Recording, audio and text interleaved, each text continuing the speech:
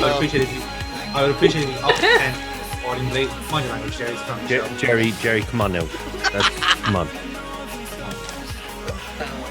At least wait to do the first words when we start the recording. Not just like be passive aggressive to a non-existent woman, alright? Just come on. Very sorry for my actions. Okay, Jerry, we forgive you. It's fine. Attaboy. He learns from his mistakes. So, folks,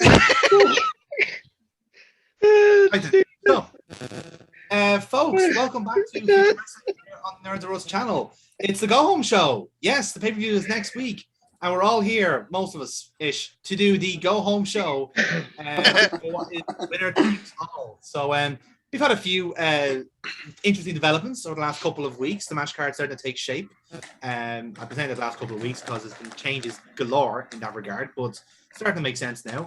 So I'll start off, indeed, to my left and right, with our co-world champions, Kira and KC. You are both meant to be holding the Future World Championship at the moment. One of us, not naming names, but just happened to take the other title last week. So I don't know, would you know anything about that, Casey, at all? Would you? I don't think so. I think it was just a momentary lapse in judgment where he assumed when the timekeeper handed me both belts, I took both belts. You got sticky hands. Yeah. I'm sorry, did you beat me for this title? No, you didn't. So Ooh. Who disappeared for it? I earned my fair square. Yeah, too. he took his ball and went home, didn't he? I remember that. He's only got one ball. And if you need any tips on beating him, I've done it twice, so. Here, shut up, you stealing bastard. Stole those wins. The one who taught Alan Moore to steal. Now, Jerry, I don't want to burst your bubble here, but I'm actually going to do the VAR here because was it not in the Youngblood tournament where Violet Storm beat you in the qualifier for it, and then she ended up winning the Youngblood tournament, getting the title shots, and then using that title shot to beat Conor Locke, who won the tournament? Which means that, yes, she actually did beat you for the title in the end. Somebody doesn't remember season 1. Those few months of season 2, like, were a full blur. Yes, exactly. Scene missing. Alan Moore wins. No. I just realised you're fucking up my promo here so I can get on with the intro. Alan Moore's internal canon has now been completely ruined, and I have to say, all the better for it. So, Kira, obviously, because Casey nicked your title, obviously you will want to get it back at some point, which is convenient because you're both in the main event tonight. Always helpful. Bring it on. Yeah, should be fun. First time actually facing each other after 2 or 3 weeks of tag teaming. What could possibly go wrong? Speaking of what could possibly go wrong, Aaron, welcome to the show, buddy. You are leading the Rose family into battle. Going quite well so far. You've earned the most money out of the Rose games at the moment. After clearing out the Mile High Club, you must feel delighted about that. And considering you weren't here last week to know about the finish, you must have been delighted with how the match ended. I feel like you're setting me up for something here. No, it's grand. No, just like fine. Like it worked out. It worked out absolutely fine, Jim. It worked out. You look like $1 million. $1 million. In Bitcoin. Right, let's move on from that because I know what you're fucking getting at, and I'm not going to feed into it because I'm too fucking happy today. I'm just going to eat my popcorn and be happy. So I came here to kick ass and eat popcorn, and I'm all out of popcorn. There you are. Well, go rob another bag then, you do. I set you up there to say that I robbed the line from Roddy Piper, and you didn't take it. It was there on a fucking silver platter. You went for the other obvious thing, which you nicked a pack of popcorn. Yeah. Every time you think you have the answer, Aaron changes the reference. So, in the center screen tonight is Mr. Conor Locke. Oh, center square. Yes, that means nothing tactically, just to be clear. The center of attention. Yes. Well, he is, in fairness. I mean, he's been making quite a nuisance of himself, if I do say so myself, wearing my GM hat here. you took out Nathan Youngblood, and now you've after earning yourself a match with the GM, Carl Decker. How do you feel about it? Yeah, I'm feeling good. Obviously the contract signing tonight. I've got things I need to say, and yeah, look, it's what I need. It's what I've wanted was Kyle Decker. So I got what I came for, but tonight is going to be tough as hell. I mean, it's definitely not. It's not a triple threat match. It's not. Let's face it. But no, I'm looking forward to it. It'll be good. Yes, should be good. And again, that all tends that don't cross the boss, you'll get put in the main event with the tag team. On the right hand side is Mr. Silver Fox, leading the Youngbloods out to battle. Indeed, you'll be in action tonight. You did lose the main event last week, unfortunately, so you're at a bit of a deficit when it comes to your money, but you're still in the game. And it's between you and the Avengers for the supposed last spot in the Rose games. How do you feel about it? I'm actually excited about it. Like, I'm looking forward to it. To be fair, any match with Big Sven is going to be good fun. To be fair, but yes, obviously, I was on the losing side last week, but hoping to bounce back tonight with a double header, hopefully. Hopefully. Yeah, we shall see. Uh-huh. Okay, what was that? Oh, that was you, Jerry. Oh, of course, the man to know, the late one. Shockingly on time tonight. How are you feeling going into tonight's interesting two matches with your people? Kazero and Kaiser both in competition. Well, considering I haven't a clue what happened last week, I have no idea how I should be feeling going into tonight's matches. How should I be feeling going into tonight's matches? Yeah, I don't know. Like, I think you'll be doing quite well considering that you did end last week pinning Bobbin with a pair of brass knuckles, despite not being in the match whatsoever. And No. It's not brass knuckles. It's the Fort Knox. The Fort Knox. We discussed this. We did discuss this. Yes, we did discuss it. Okay. Well, I'm feeling confident. I don't have my nemesis here tonight, so that should make for interesting promos. I am here. What are you on about? Yeah, because you're really my nemesis, aren't you? Wrong. You're not my nemesis. You're Hold just that a gimmick. fucking thorn in my foot that I'm gonna fucking get the fuck out, fuck it down the toilet, flush it away, like all the other shit.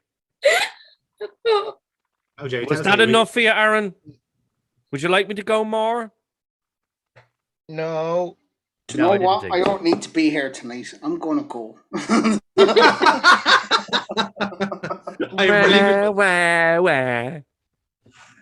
Again, just beautiful. I love it. Softly. Anyway, so yes, that's our game for tonight, lads. This is our roster, and so let's get into it. So, opening titles as ever, welcome to Ringside by Mike Dublin, and we get the whole rundown of what's going to be happening tonight. Ladies and gentlemen, welcome back to Future Wrestling here on the VCR Network. Mike Dublin joining you from Ringside once again. We are 1 week away now from our next live special, Winner Takes All. And as you've been hearing over the last couple of weeks, that is very literally indeed, if you are one of the two people holding the Future World Championship at the moment, Violet Storm and Alan Morph, this kind of subtle gamesmanship that's been going on the last couple of weeks will come to a head next week. But that is until they get through the night's main event, where they're not going to be teaming up this time. They're going to be in a triple threat match with Connor Locke. Intriguing times ahead. And speaking of Connor Locke, intriguing is exactly the word to describe his week, as he went from losing his opportunity to face Nathan Youngblood at Winner Takes All to earning an opportunity to face Kyle Decker at that very same event. We'll be hearing more from that tonight at some stage. And of course, it'd be remiss of me not to mention the Rose Games, which is tumbling on at the moment. 5 teams still left in the games, and we have to eliminate one of them tonight. We have 3 matches in play, and potentially one of them eliminated as well. So we'll get into that as the show goes on. But we are going to kick off tonight with some singles competition. Let's head straight to ringside. And indeed we do. I've got to hope this quick rewrite makes sense. Ladies and gentlemen, this opening contest is scheduled for one fall. One fall. Introducing to the ring first, weighing in at 171 pounds from New Orleans, USA, Davina Laveau. Yay! Well, folks, we've seen Davina Laveau in action last week. She was part of this kind of, as it were, makeshift trio of the Mile High Club that unfortunately crashed out acrimoniously to the Rose family last week. So Davina's back in singles competition here to open our night here, and is definitely going to stand in for Michaela Joyce, who was triple booked by accident by the booker. Either way, we are straight into the action. And indeed, her opponent, weighing in at 212 pounds, representing the Rose family from Sandiford County, Dublin, Damon Garrick. Well, indeed, this is a carryover from last week, ladies and gentlemen, where Garrick's team was successful in cashing out the Mile High Club. Although, again, if you were to hear Jimmy Morris, he is taking much of the credit for that match. Again, going by your own point of view, perhaps he is right, perhaps he is wrong in that. Dahlia Thorne might have something else to say about it. But either way, it's certainly an interesting competition to start off, as the Rose family have already punched their ticket into the final match at Winner Takes All. So this one is very much just for pride, it seems. And indeed it is. So again, this is an NPC battle, lads. So we'll go around the table and we'll decide who we want to win. So Ciara, who do you fancy yourself? Crazy Voodoo Lady or Tory Bastard? Who would you like to win? Voodoo Lady. Crazy Voodoo Lady. Alan Morph. Voodoo Lady. Voodoo Lady. Aaron. Bear in mind, Garrett's on your team. What? Oh shit! I don't pay attention to fucking anything that goes on. Oh, yeah, I had to take your first answer. You said Voodoo Lady. I don't want to pick Tory Bastard, for fuck's sake. So we'll take Voodoo Lady for Aaron then. Center screen. No, we'll be taking Tory Bastard. Don't you Voodoo be Lady. Don't take what was that, Connor? Sorry. Voodoo Lady. Voodoo Lady. Foxy, how about yourself? We'll go with Garrick. Go on. Ooh, Just give him some fucking little traitor. a little sliver of a hope. Yeah. Also, And, yeah. Rob, how about yourself? Voodoo. Voodoo Lady, right. And so again, for balance, I'll go for Garrick here. So for myself, Aaron, and Foxy here, we'll set the pace with our rolls.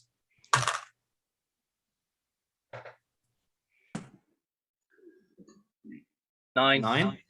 9 and 8. So that is a 26 overall. So guys, 26 to beat. So Crazy Voodoo Ladies, take it away. It's a 7. 9. 9, 18, 7. And yeah, that's just about enough, to be fair. So yeah, it was actually 1 in the end. That was the winner. Jesus, Jerry. I mean, one more shitty roll and Crazy Voodoo Lady would have lost that. Either way, it's so we'll book it as a bit of a close contest in that regard. So it'll be a bit of back and forth, good bit of wrestling involved, bit of a showcase of talent, let's say. Well, at least on Davina's side, Garrick not so much. But Garrick will certainly go for his kind of new silver spoon finish. It'll be reversed by Davina into her finisher, which is Caprice Encore, and she'll just get the tap out from that. So, ladies and gentlemen, your winner by submission, Davina Laveau. Well, I think it's fair to say, ladies and gentlemen, that it is a good thing that this was not part of the Rose Games, or Damon Garrick will be down a couple of quid here. The Davina Laveau getting some pride back for her would-be teammates in the Mile High Club. Very much a fantastic, emphatic win in that regard for Davina. Exactly what she needed. First win in a long time here in Future Wrestling, which is true. So, with that in mind, guys, we will then cut the backstage after that match. And you're going to be basically linked to by Mike Dublin to our backstage reporter, Mr. John Newsby, the voice, who was obviously there and has never not been there. Good evening and welcome back to Future Wrestling here on the VCR Network. As you know, we are 1 week away from Winner Takes All, which is a live special also on the VCR Network. In that regard, I am joined by one of the main eventers of that event, Mrs. Violet Storm. Violet, thank you for joining us tonight. Obviously, you have had a very interesting couple of weeks because of what happened with you and Alan Morph regarding the future world. Sorry, I'm just getting some late breaking news. My car has broken down. More on this at 6.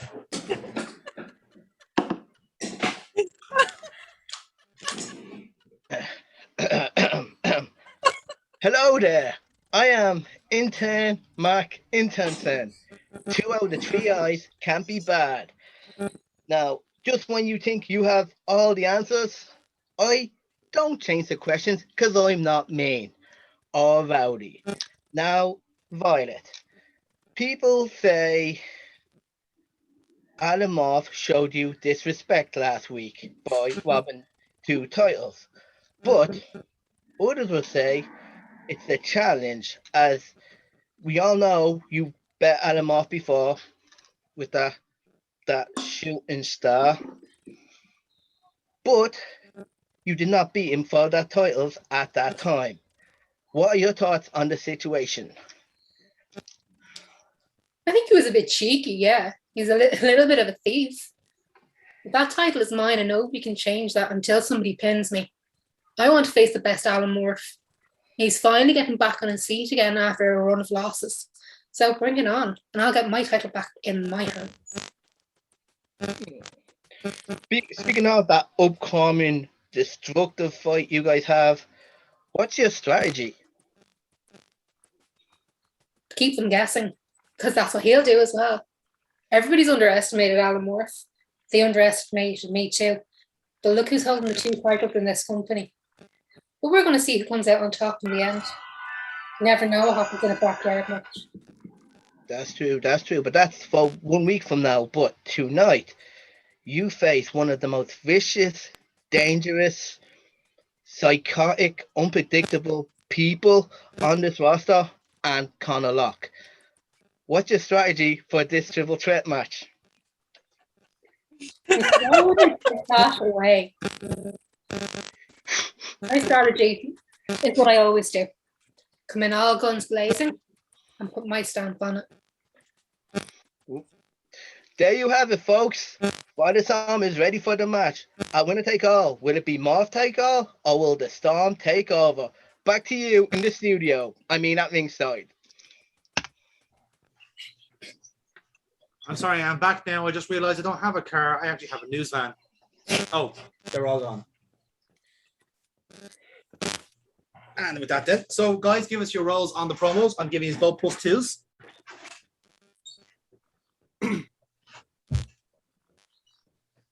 My God, Alan, you needed it. That is actually an audience for Kira there with that role. And Alan, you get momentum as well then for the match. So happy days all round. Is anyone else getting any interference in here? Yeah, there's a bit of feedback. No, I am, yeah. I don't know what it is though. It's probably Aaron's fault. He's always on his fucking phone. It's actually from Foxy's side. I saw his screen flash up there when it was happening. So I think it's from him. Hold on a second. My whole thing is that I don't pay attention. Why would I start paying attention now? That is a very fair point, actually. Can't argue with that lack of logic. So, yeah. Anyway, so yeah, good promo around, guys. Really enjoyed that one. So, let's move on to our next contest. Ladies and gentlemen, this next contest is a triple threat match as part of the Rose Games. Introducing to the ring first, weighing in at 301 pounds, representing the Asylum Fight Camp, Carlton Titus. Well, folks, we kick off the Rose Games yet again here with some triple threat action.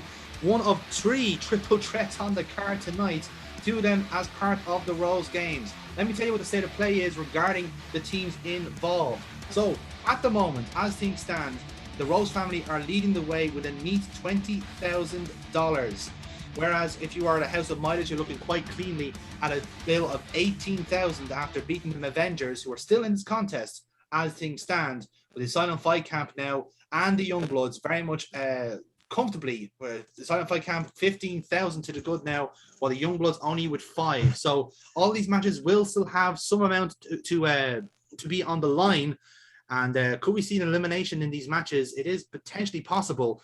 We'll just have to remain to be seen. So indeed, we'll decide how much money goes into this pot before we start off. But first, the rest of the opponents. And his opponent, Weighing in at 201 pounds from Brixton, London, representing the young bloods, Joshua Delaney. Well, like I said, Joshua Delaney has really made a splash here on his debut season here on Future Wrestling. The son of the great Killer Delaney, one of the most infamous men in professional wrestling circles. And certainly the apple doesn't fall far from the tree here. Joshua showing some great talent and promise. But the pressure's really on with him tonight because he could very well force an elimination of his team tonight if this match does not go his way. And indeed, the final person to be announced and their opponents, weighing in at 231 pounds, representing the House of Midas from Tokyo, Japan, the Dragon Slayer, Kazero. Well, like I said, this man does not need any introduction in that regard. Kazero, one of the finest international competitors this roster has to offer, and ever since the losing the tag team titles is almost a blessing in disguise, because in that time he's galvanized with Vladimir Kaiser under the umbrella, if you like, of Rob Midas. Whatever he said, whatever he's done to this team has made him even stronger, and they're in a very comfortable position going into the Rose Games next week at winner takes all. But again, there's still a few more hurdles to jump over. Let's see if they can pull it off and get more money going into that pot. And indeed, that is the case. So, as I said, the state of play is, because I slightly butchered the amounts last time out, so the Rose family are not in this contest, but it is between the Asylum Fight Camp, House of Midas, and the Youngbloods. So money-wise, Fight Camp is on 15,000, House of Midas, you're on 18,000, and the Youngbloods are on 5, right? So between yourselves, lads, how much do you want to throw into this match? We'll all kind of mutually agree on an amount. Because I have a second match, then I'm gonna do 250, 2,500. Okay, I'm happy to match 2,500. Jerry, you okay with that? Yeah. 2,500, right? So that's the pot going into this, right? So again, I will be kind of as a word the Asylum Fight Camp representative here, but we're gonna treat it as an NPC match. So I will pick Ralph and Titus for this match. Foxy, I presume you're picking Delaney. Yep. And Rob, I presume you're picking Kazero. Mm-hmm. Excellent. Now let's see who everyone else wants to win. So, Kira, we start with you. Who would you like to win from this contest? Kazero. Okay.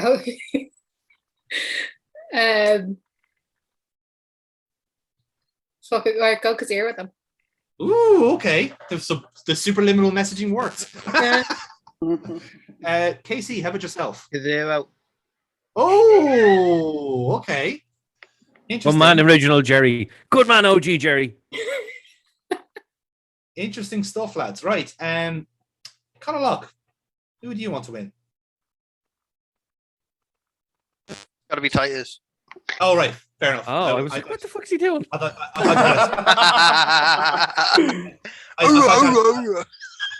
thought you had a spasm. I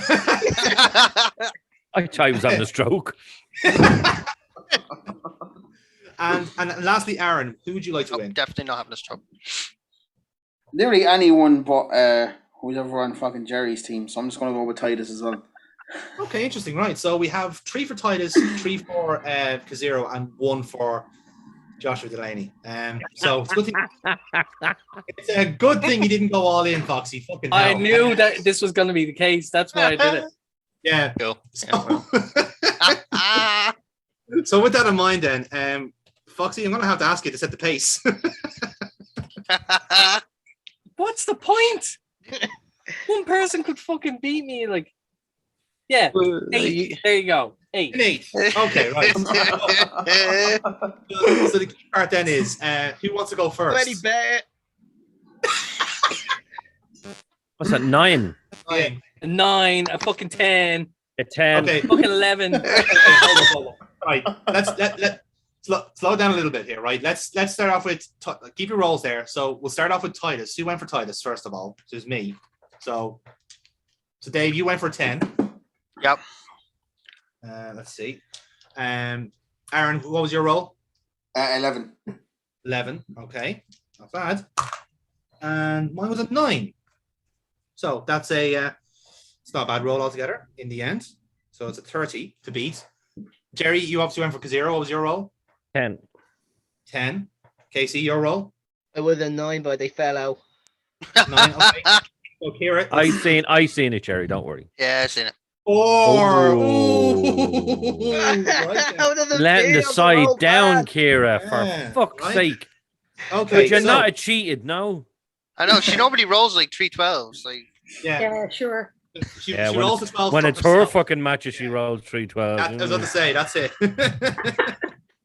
So with that in mind, then, yeah. So it's fair to say, Foxy, that Joshua's going to be eating the pin here. But obviously, it's announced that the wager is 7,500 altogether. So it's not bad going in the end.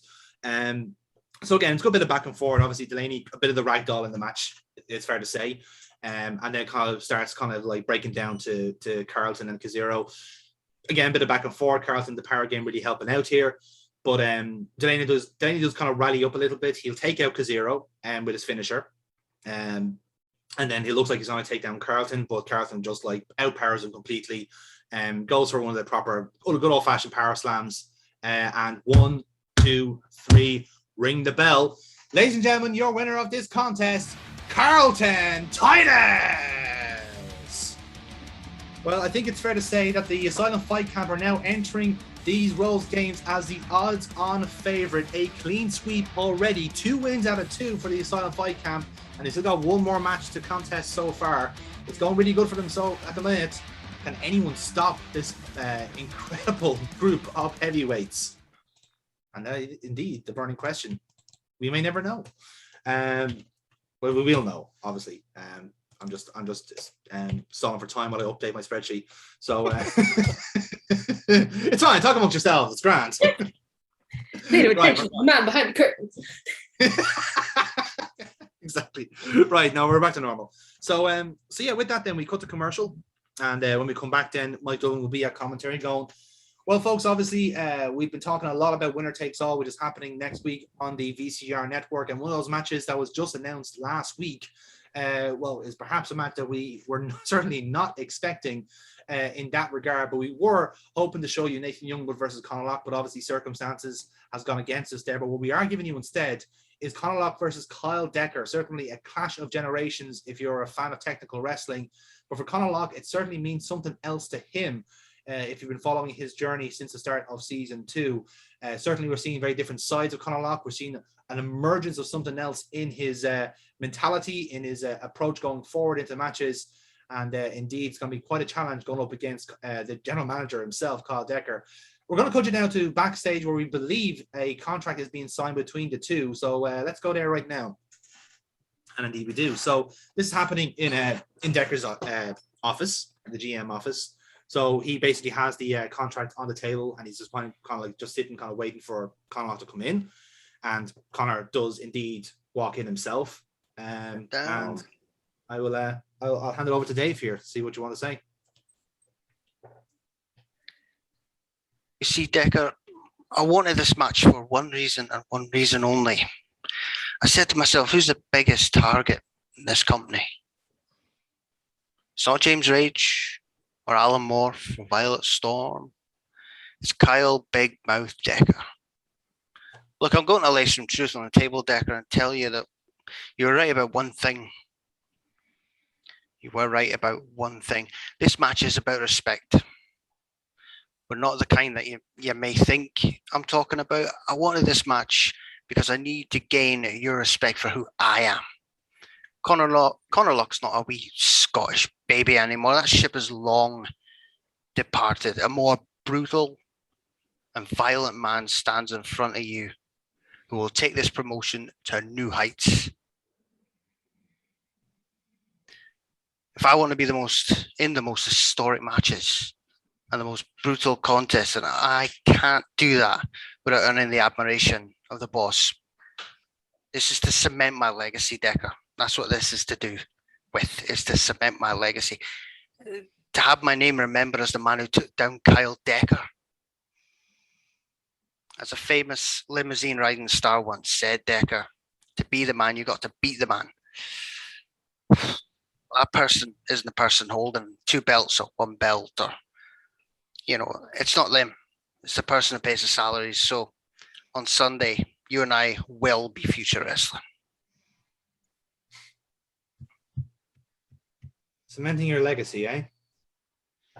Which part do you include hitting Youngblood, ambushing him with a sledgehammer? What part of that is your legacy? What part of your legacy is taking shortcuts to hide your shortcomings, your insecurities? Because that's all this is.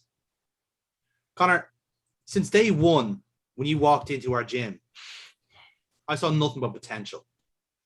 For what it's worth, I still do. Whatever little logic you have in your mind to make you think that this is going to work, I strongly suggest you turn back and go back the way you came. Because I spent my career trying to compete the right way. But in reality, I had attitude problems. I was never the right guy at the right time. And much like you, like I said last week, we have a lot of things in common. We were stuck in tag teams. We got rid of the tag teams fairly quickly, and we tried to go out on our own.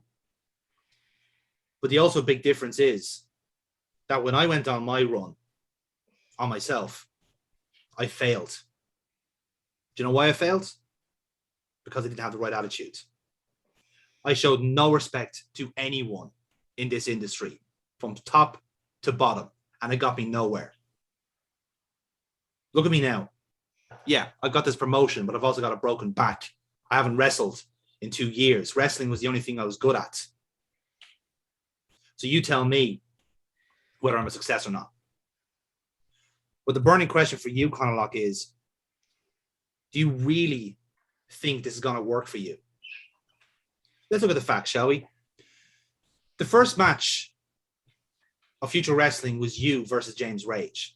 You were the first person that people saw on Future Wrestling.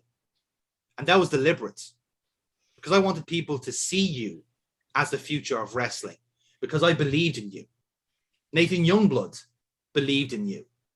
Hell, there's a lot of people in the back that still do, that still think you've got it. That X factor that you need to take it right to the top.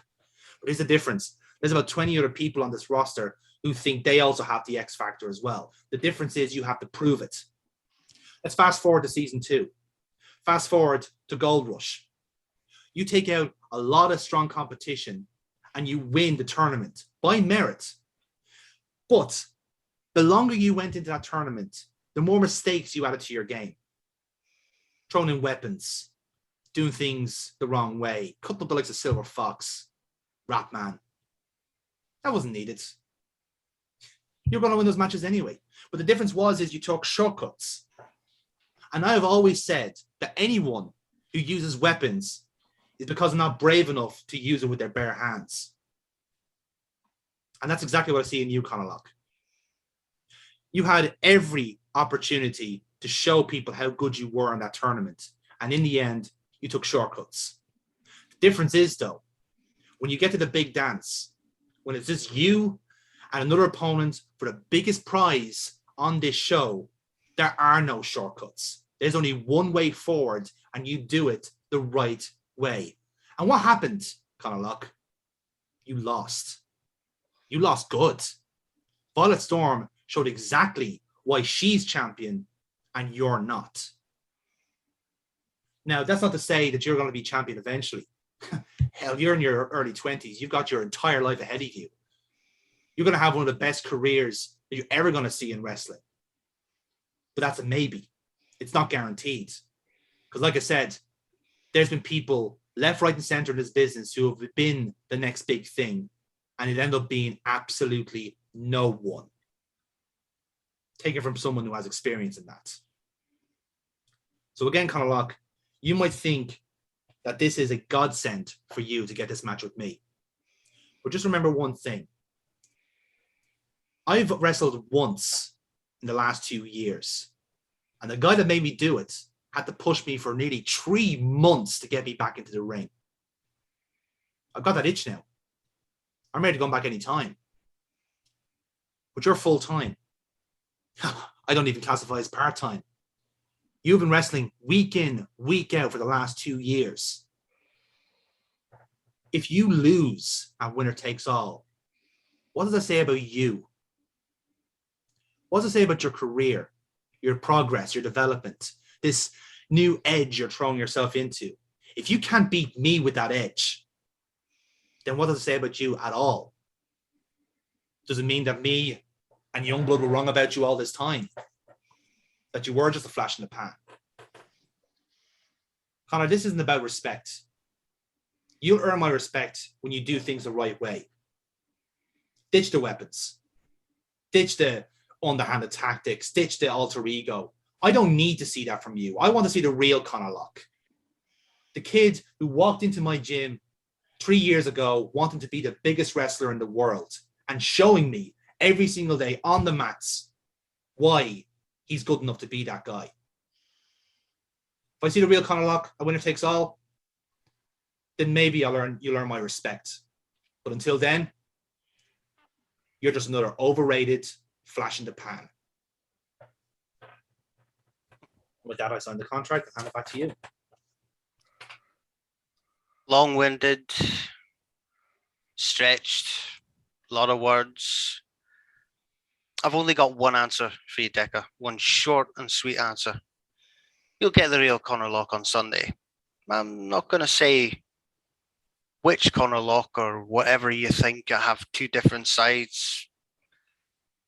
There is only one Conor Locke now. You'll see the real Conor Locke on Sunday. Don't you worry about that. Will I use weapons? I don't need them. If you want to see the real Conor Locke, no problem. I'll do all with bare hands, bare knuckles. A straight shooting fight between me and you, and we'll see who comes out on top. Sign the contract and step up and leave. Let the best man win. And we end the promo there. So lovely stuff, lads. No one going through a table in a contract signing. I call bullshit. We do things to, hey, this is my GM table, right? That costs money. Japanese table. This is mahogany. Mahogany. We have other tables for that, Aaron.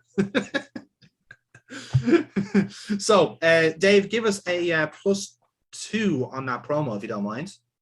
There's a +3, but it's +2 net. So, yeah, lovely stuff. Momentum for your match. Cool. So, I'm going into the main event nice and hot. Excellent. So, with that in mind, let's move on to our next contest. Ladies and gentlemen, this next contest is a tag team match in the Rose Games. Introducing to the ring first, at a combined weight of 449 pounds, they are the reigning future tag team champions, Ratman and Bobbin. Well, folks, it is very much gut check time if you are both the Ratman and Bobbin, the Avengers, as they've been calling themselves, or if you're the Youngbloods. As things have worked out tonight, both teams have gone all in for this contest. 2,500 for the Youngbloods and 2,000 for the Avengers. Either way, you'll definitely enter the Rose Games first, winner takes all. But either way, this is not just for pride, this is to see who makes it to the big dance next week at winner takes all. All the pressure is on our tag team champions and our final team, the Youngbloods. And indeed, really glad Ratman and Bobbin got time over their day and taking snooks out of snatches to make this tag team match. Yeah, it took really good, really good stuff there. Again, I don't know what you're talking about there, Aaron. That sounds like it smells some non-Canada. Do you know what? I'm sure there was a fever dream I had last week. Maybe that's the reason I don't remember last week. Yeah, no, sorry. I thought I meant you know what? You can't even let Kira have her fucking dream. You had to steal that as well, didn't you? You had to steal what she did. You had to steal what I said. You just had to be a stealing little bollocks, Aaron, didn't you? Well, you know what? I fucking come for you now, motherfucker.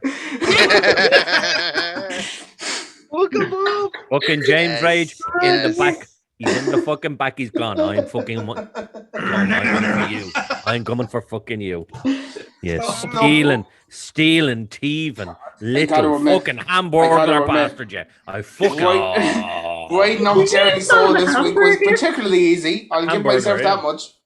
Oh man, I really want to book Jim Morris now as a hamburger. Thank you, Jerry. Oh boy, Oh, I love non-killing that. idea number 17. No, So- I'm saying this now. I'm saying it, Jonathan. Next show, whatever show, not the pay-per-view, the match, the show after that, right? Yeah. 1-on-1. No. Okay, Rob Midas, and Morris. Yes! I fucking did it. I knew I would eventually. I knew I'd coach you into a match. That was just easier than I expected. I thought it was going to take weeks of pissing you off, not just one show. That's great. The match. I want that match. I'm telling you, I want that match. Loser leaves. Oh, you're fucked, boy. No. Fuck Jesus no. Christ. Oh, he's gonna have to come up with a new gimmick.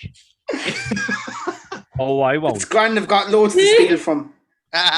Oh, battle of the cheats. Who's gonna win out this time? You Fantastic. can't. I'm sorry. You can't have that in a weekly show. You gotta have that in a pay-per-view. Loser leaves town match or loser leaves the show. Fuck that. No. Jerry I has want the weeks- infinite I want ball weeks. already. No. I want weeks Hold to on. be pissing We're him not really- off We're not really before doing that a loser happens. leaves. We're not No, really doing a loser no. leaves. You're the one out to put it ahead. I gladly face you with the next pay-per-view after this. Loser leaves town. It's been weeks don't pissing worry. you off till we get there. That's a dream.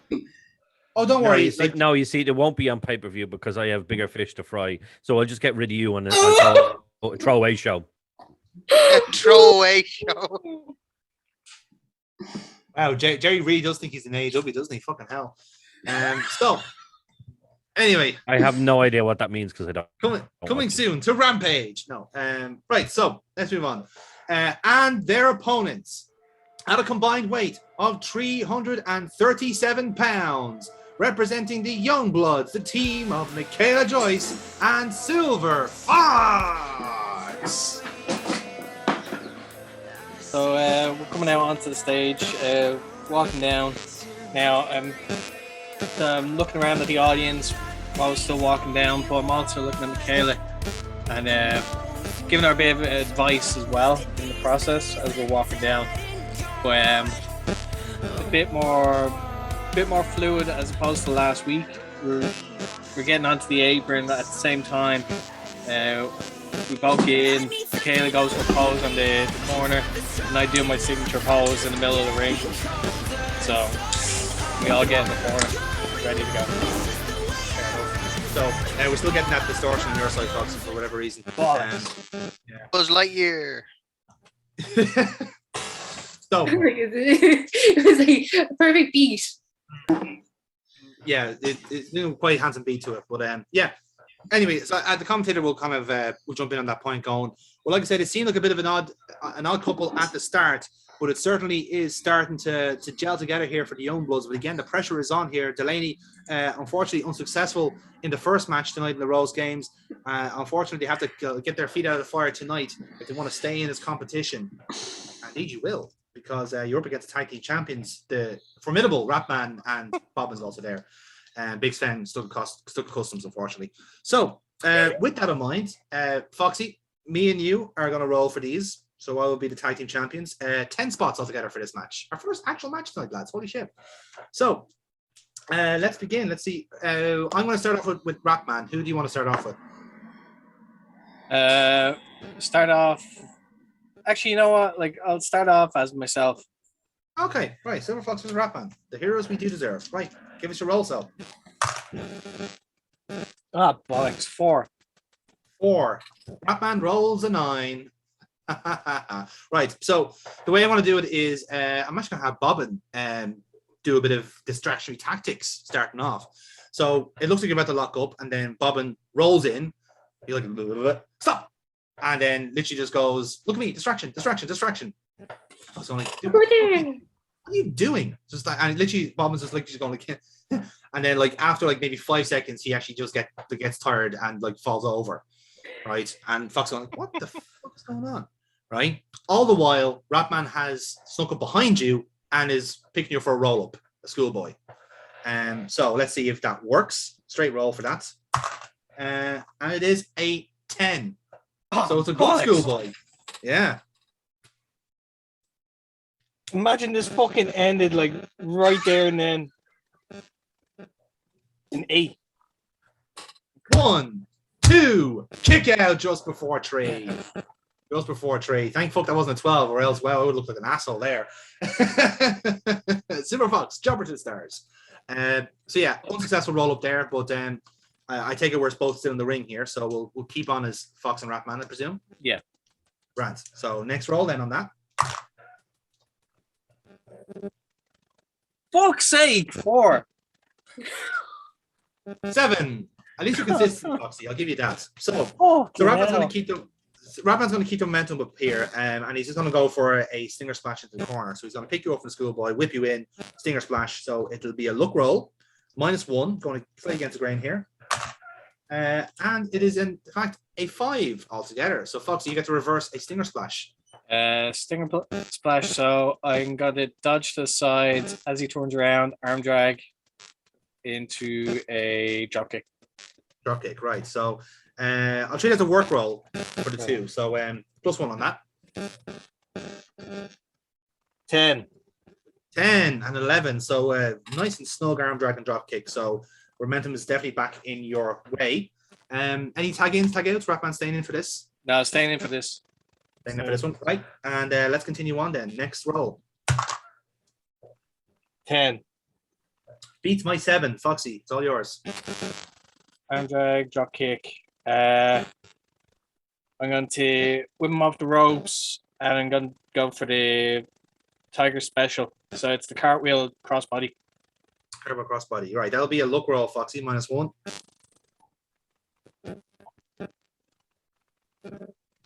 6. Oh no, sorry, 7. Sorry, I was. Ooh, but it will be a 6 overall, because of the -1. So hard luck. So you will do the cartwheel crossbody.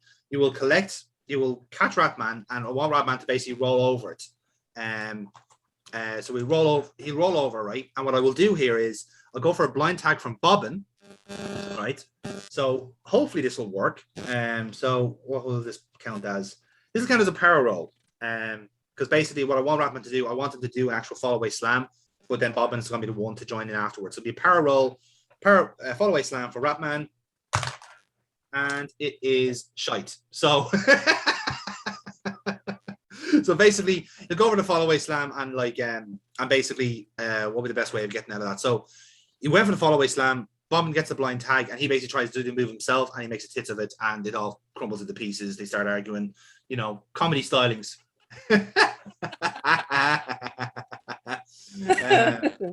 Oh, the how long? fact that you stole the domain as well is actually more impressive. Jim, Yeah. However. So He hasn't seen it yet. hasn't even noticed it yet. No, I did. I've seen that in the fucking Twitter thing. Don't fucking worry. I've seen it. It's better that I know sell it than fucking start getting pissy about it.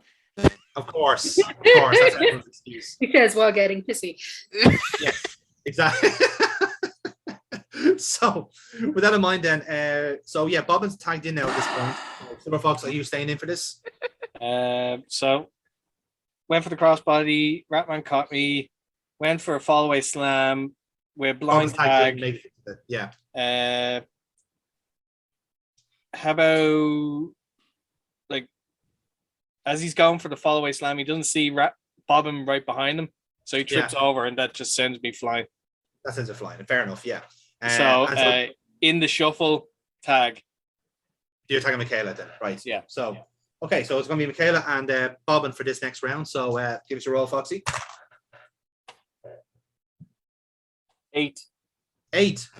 And Bobbin rolled 7. Foxy, you're just about in it. So what do you want to do? I'm going to have Michaela use her speed to her advantage. So she's basically going to run. Not even going to run a spot. She's actually just going to run circles around them, quite literally. I like that a lot. Again, metronome going off in the background, Fox. Yeah. I don't know why it is. I really don't. It does just sound like distortions, like the mic is not right or something. But however, it is keeping the tempo up. I have to give it that much. So for that, actually, I will treat that as a luck roll +1 for Michaela Joyce. Why the fuck do I get that now? A fucking 11. That's critical. Okay, so so not only does that move work, but it also gets over the crowds. So yeah, Bobbin actually does get dizzy and he gets tired himself looking at the guys running around him. So that works out well, all the same. So good stuff there. Move on to our next spot from that, I guess. Okay. 6. 6. Bobbin rolls 5. Still in it. You're still in control. Yeah. Right. So run circles. He's getting dizzy.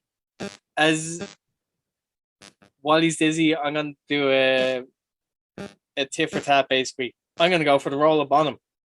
Oh, because he's dizzy. Yeah, work roll on that then, Michaela Joyce. Straight roll. 11. 11. Ooh, that's good. That's a good fucking roll. Right. So there's a bit of leeway here. Let's see if Bobbin can kick out of it.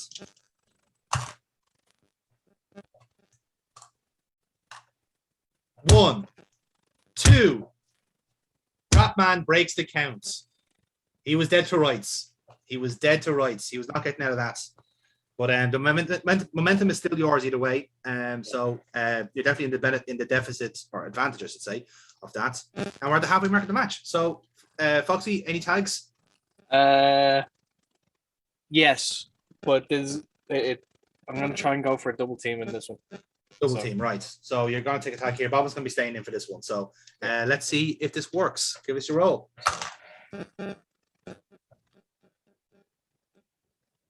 7. Bobbin rolled 12.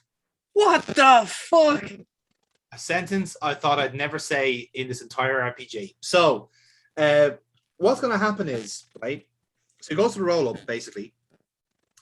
So I want Michaela to tag in Silver Fox here, but basically Bobbin has, I'm actually going to make this a double spot, by the way, before I get started on this. So here's how it's going to work, right? So obviously you've gone for the roll up on Bobbin. Michaela Joyce tagged in on Silver Fox, and Silver Fox turns around and Bobbin is still stuck in the roll up position. He hasn't moved. He's literally like frozen in position. And the legs are flailing as if he's like doing the whole like, turtle on his back type deal. And it's like, and like Fox going like, ref, like, what do I do? And the ref is like checking on like Bobbin. Bobbin, are you okay? Do you submit? As it is a kind of that kind of thing where like Bobbin is trying to like wheel himself into position basically. But again, the difference is he's doing more distractory tactics because right behind you is Ratman and he's going to hit you with a discus clothesline, right? So that's the first spot. The second spot then is Bobbin getting back into position and shockingly, with a remarkable show of athleticism, a rolling thunder from Bobbin. Hey, you rolled the critical. Come on, I have to do something about it. So right, so here's how this is going to go is it's going to be a power roll for the discus clothesline. And then if this works, it's a -1 roll for Bobbin for the rolling thunder, right? So this is clothesline for Ratman. Clothesline successful. And now the rolling Bobbin. The Bobbin thunder. -1 roll. And he just about hits it. Ooh. Just about hits it. So that's 2 spots gone. Momentum for both teams and gifts galore for the fattest man on the roster to do the rolling thunder. Rob Van Dam spinning in his 420 grave. So with that then, Bobbin's going to tag out. He's going to go for Ratman. So we're back to Silver Fox versus Ratman here for this one. For this next spot. We have 3 spots left, Foxy. And give us your roll. 10. Beats my 8. Foxy, you take control from here. Right. So instead of going for solid wrestling, it's Ratman's coming in, so I catch him off guard as he's getting into the ring. I'm coming in with basically a train charge into the corner. So I kind of flatten him in the corner. Gonna do the bulldog from it. Okay, that's fair enough. Yeah, so that's kind of one of your traditional ones. It'll be a work roll together, Foxy, +1. 10. 10, Yay. nicely done. Gets the momentum up, and you're in control of the match. So it's still going to be Ratman in this. I presume you're staying in yourself. Yep. Grand. Right, we have 2 spots left. Next roll.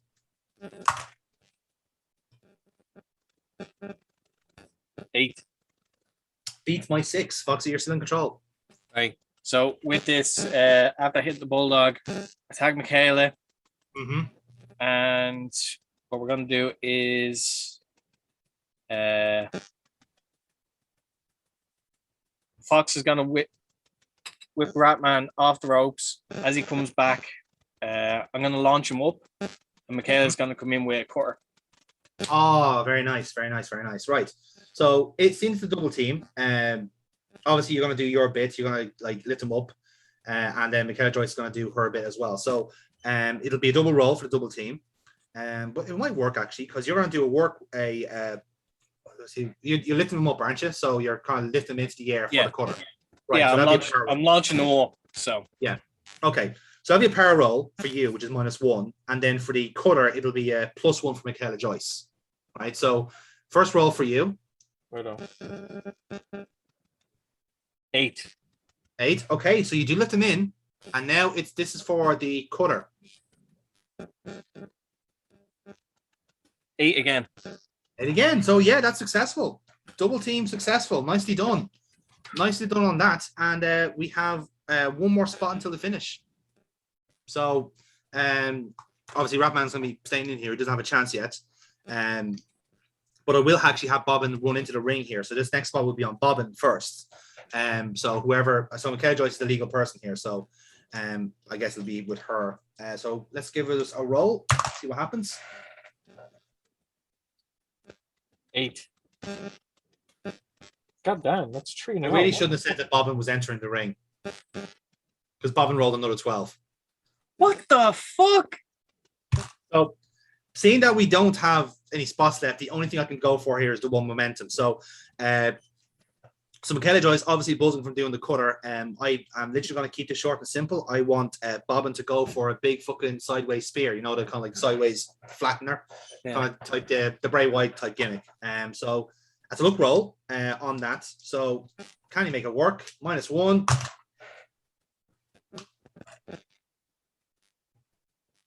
What? Here now. The -1 makes it 11, so he just gets the momentum out of it. Doesn't get Fucking Bobbin. How the fuck?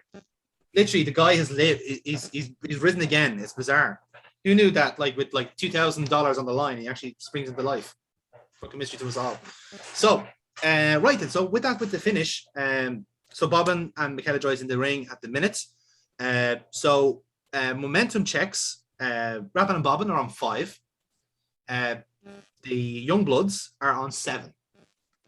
So you're in good nick, but there is still a bit of a difference. So touch and go. We'll see how this plays out. So seeing that Rappin and Bobbin are in the ascendancy here, he's obviously taken Michaela Joyce out.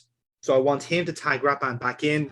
Ratman is going to basically work over Michaela Joyce here, while Bobbin is basically going to try and keep Silver Fox out of it. So he's going to attack him out of the ring.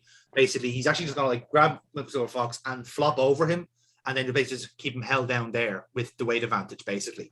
While Ratman basically does his Rat Meringue finisher, which is obviously the pullback clothesline with the sound effect. That's the finish I want to do. Foxy, how about yourself? What would you like to do here?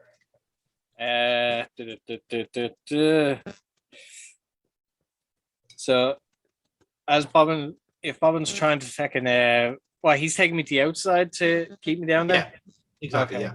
So, if it fails, I want him to go for it, but if I can leap over. So, I'm going to springboard over him. I'm going to catch Ratman. So, it'll essentially be springboard, drop kick, like kind of distraction to Michaela to probably ring him up with something else. I'm trying to think of the move. That'll transition nice for her. So,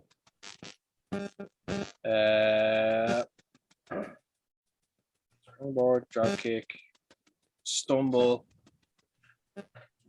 Is the sunset flip you're thinking of? Actually, no, I got it. So, springboard, drop kick, Ratman stumbles, hits the rope, come back. Fucking Michaela is gonna fucking basically go for a Hurricanrana driver. Ooh, okay. I like that. So, Hmm. so for anyone that doesn't know, it's essentially the Frankensteiner, but instead of them just rolling over, they literally take a spike bump. Spike bump, yeah. Okay. And the Silver Fox dealing with Bobbin then on the outside here, I presume. Yeah, so after the drop kick, he's basically just keeping guard. Okay. Grand. Okay then. Right. So Michaela guys will hopefully take the win here. So with that then, I'll set the pace, seeing that I'm in the descendancy here. So this will be a +5 roll for Ratman and Bobbin. I'm saying that so I don't jinx it. He says, don't jinx it. And you fucking did, didn't you? I really did. Foxy. Snake eyes. What? Oh, That's a fucking 7 hell. altogether to beat. You already won. He's already dead. He's already dead. Yeah, I got a fucking 7. So Like, there you go. So That's what's fucking mad. So the Youngbloods are gonna win it with the Hurricanrana spike. So yeah, lovely stuff, and it goes to the pin. 1, 2, 3. Ring the bell, ladies and gentlemen. Your winners of this contest, the Youngbloods.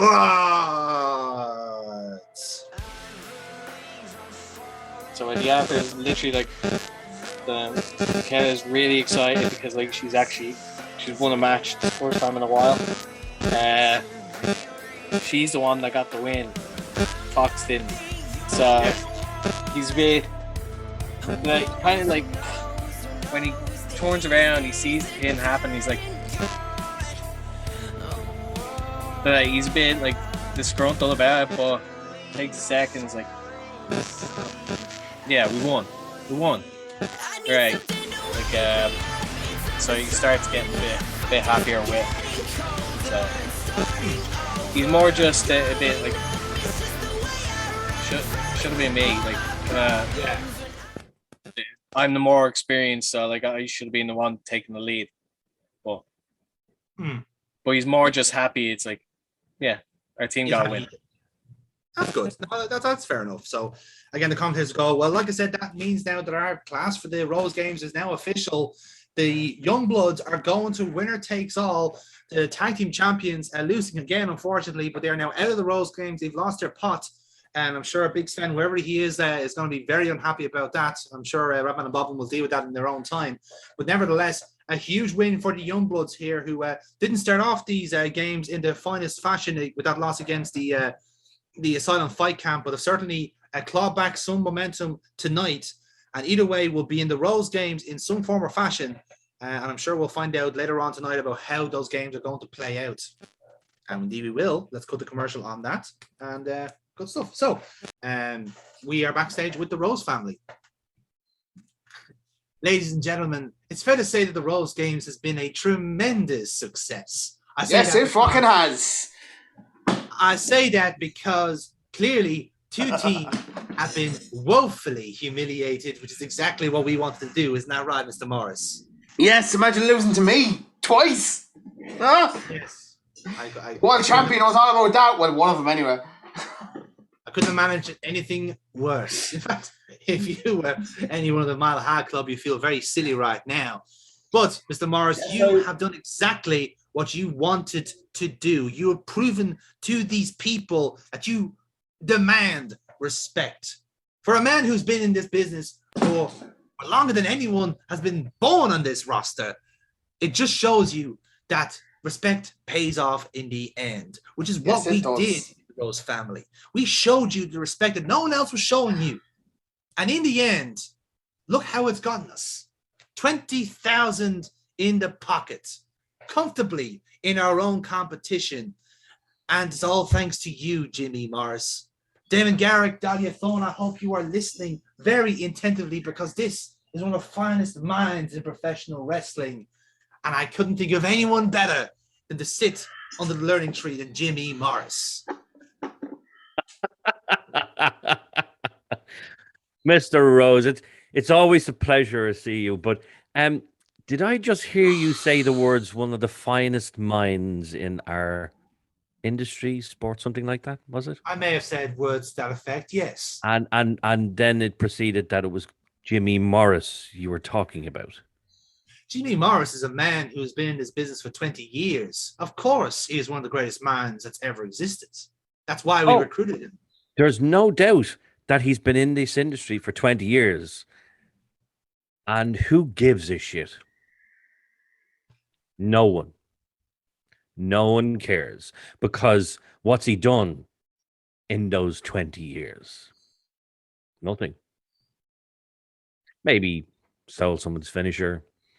Probably stole someone's wallet. Probably stole someone's catchphrase. Probably sold everything that's. Oh no! Jim Morris, you do not speak when I'm speaking. You do not speak when I'm speaking. Shut up, please. Please. One of these days, I'm going to eventually get rid of you out of this company, and it's going to be the greatest thing that's ever happened to this place. I can promise you that. No, you see, Jim, the best thing that could possibly happen right now is if you have to walk on the road and get hit by a bus. That's the best thing that can happen right now. So shut your mouth when I'm speaking. And it's as simple as that. No. Literally, I'm not going to shut up until you leave. Well, Jim, we're going to be here for a long time. So let's get comfortable. Let's get comfortable. Don't mind, gentlemen. Mr. Midas, I appreciate you took the time out of your very busy day to discuss business with us without jumping into childish little tittle-tattle with my team captain. Mr. Midas, I have tremendous respect for you. And for what it's worth, I'm glad that you joined these Rose games. I really do. It shows you that me and you have the same headspace when it comes to success and triumph. But the difference is, Mr. Midas, that there has to be only one winner. And it's going to be the people that founded the competition. Honestly, I'm surprised you fell for the trap. Perhaps you have your own agenda with Mr. James Rage haunting you with every step. But it's nice to see that you have a healthy diversion here with my team captain. The fact that he seems to be bothering you so much with his existence further proves my point, how effective he has been over the last couple of weeks. And a man like you, Mr. Rob Midas, is so bothered by him just simply being here and proving how good he is. Oh, Mr. Rose, come now. I think we both know exactly what's going on here. I'm having my cake and I'm eating it too. You see this little dalliance with Mr. Morris. It's a bit of enjoyment. It's a bit of fun. See, and he will agree with me. Is that he's frightened of me because he could have had this opportunity to have me on his team, but he decided to say no to it. And now he's kind of freaking out a bit. Now he's that was his loss. You are absolutely right. That is his loss. Loss, wins, what does it really matter? I'm going to be perfectly honest with you, Mr. Rose. I couldn't give two shades of shit about this tournament. As you said yourself, I have my own agenda. And that's for me to know and for James Rage to find out. So, Mr. Rose, I wish you all the best of luck in your tournament. You seem to be doing fantastic. Just bear in mind one thing. You have great respect for Mr. Morris, and I don't. But just watch your pockets when you're around him. Toodaloo. Toodaloo. What a foolish man. So naive. Very foolish. Very foolish. And we leave it there.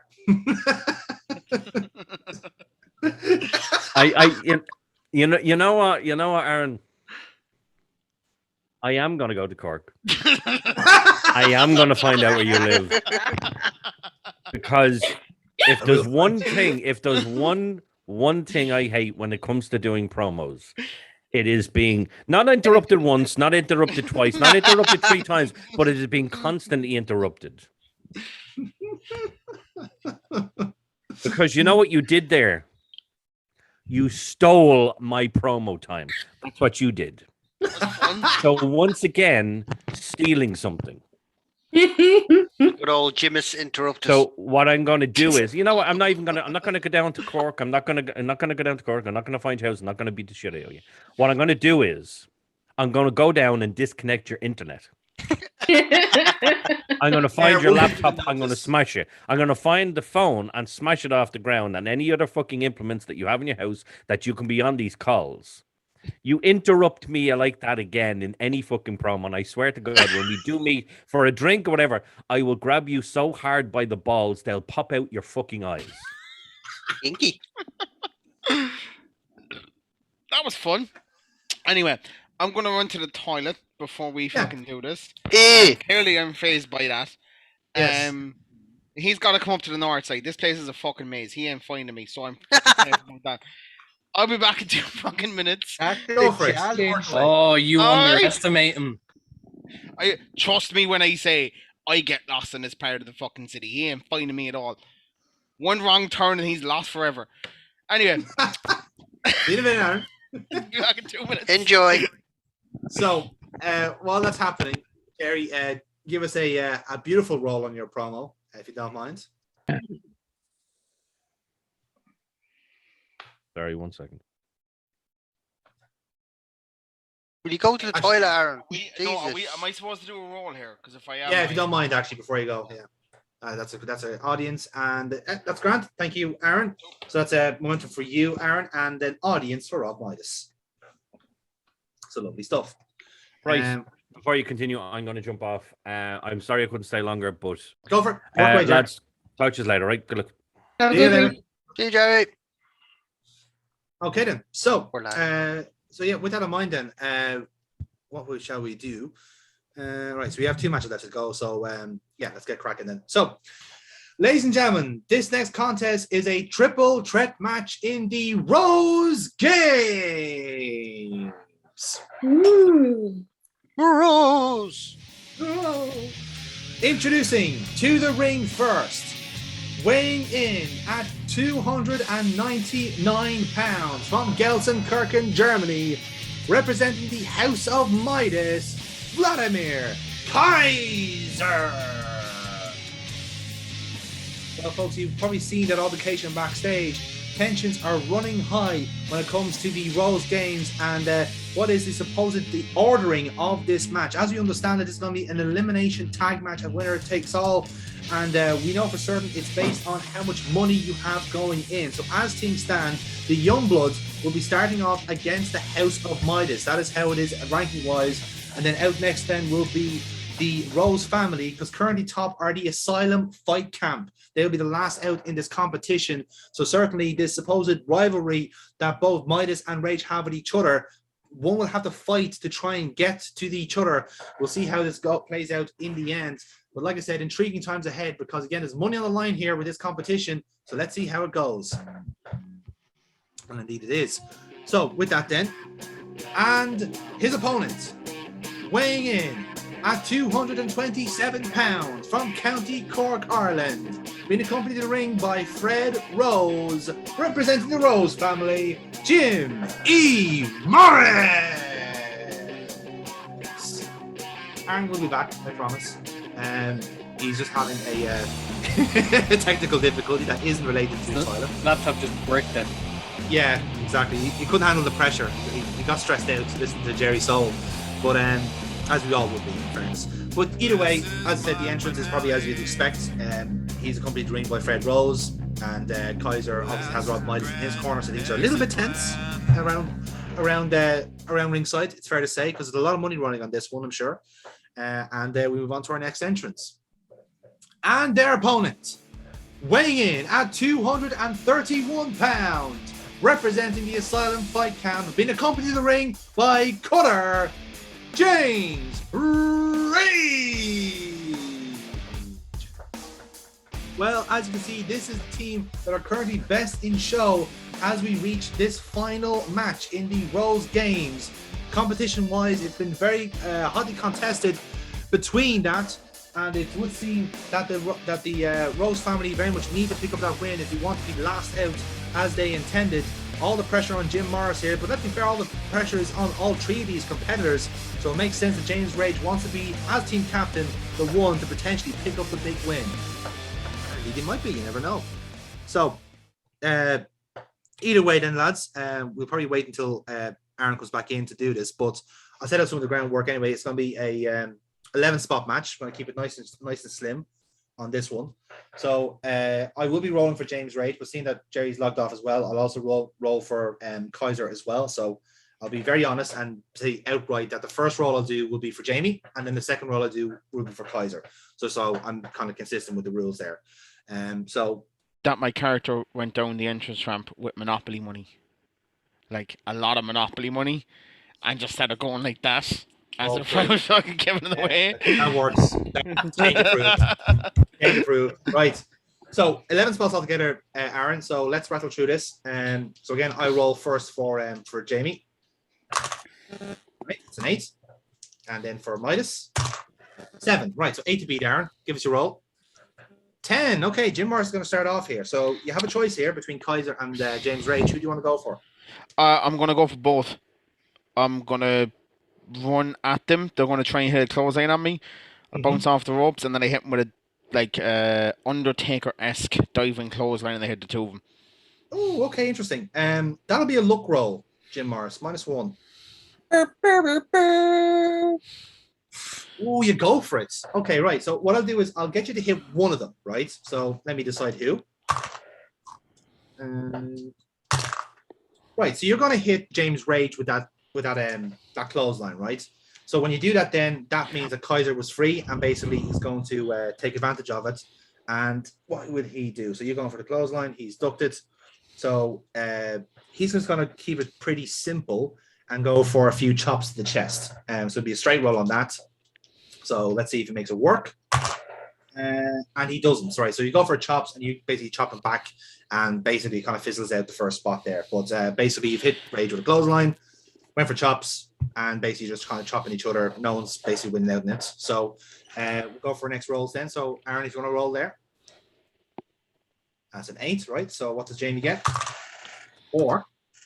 And what does Midas get? A 3. Jim, it's all yours again. I leave James Rage to go to the side. I'm assuming he's going to be smart enough to not, stay in the ring. I'll go for Vladimir Kaiser by, again, running at him, diving under him and taking him from... No. So I hit the chop. I run past him, come from behind him, take the legs from out of him, and then hit him with a senton. Senton, right. So again, look roll for that, Jim, -1. And successful senton. Nicely done, Jim Morris. All the good rolls. Watch when I fucking need it. It's going to be like a 2 or something. Like I said, there's still plenty of spots to go. You never know. So, right then. So I roll here. So James Rage rolls 5. Crikey bollocks. Kaiser rolls 7. Aaron. So I hit the senton and then immediately get back up and dive out to the ring and hit James Rage. As if it's like one flowing move. Yeah. So hit the senton, up ropes, dive over fucking, and then hit James Rage. Okay. So what was your spot roll there, just to see if that works out? It's an 8. Okay, so you do get it. And then, right, so this is now for the look. It's going to be another look roll, I'm afraid. -1 for the dive over to James Rage. Oh, yeah, watch. This is going to backfire on me. All the good rolls are coming. Oh, I'm going to hit the end. So you do land on James Rage, to be fair. So all credit to you in that sense. Okay, so we go again then. So Aaron, give us your spot roll there.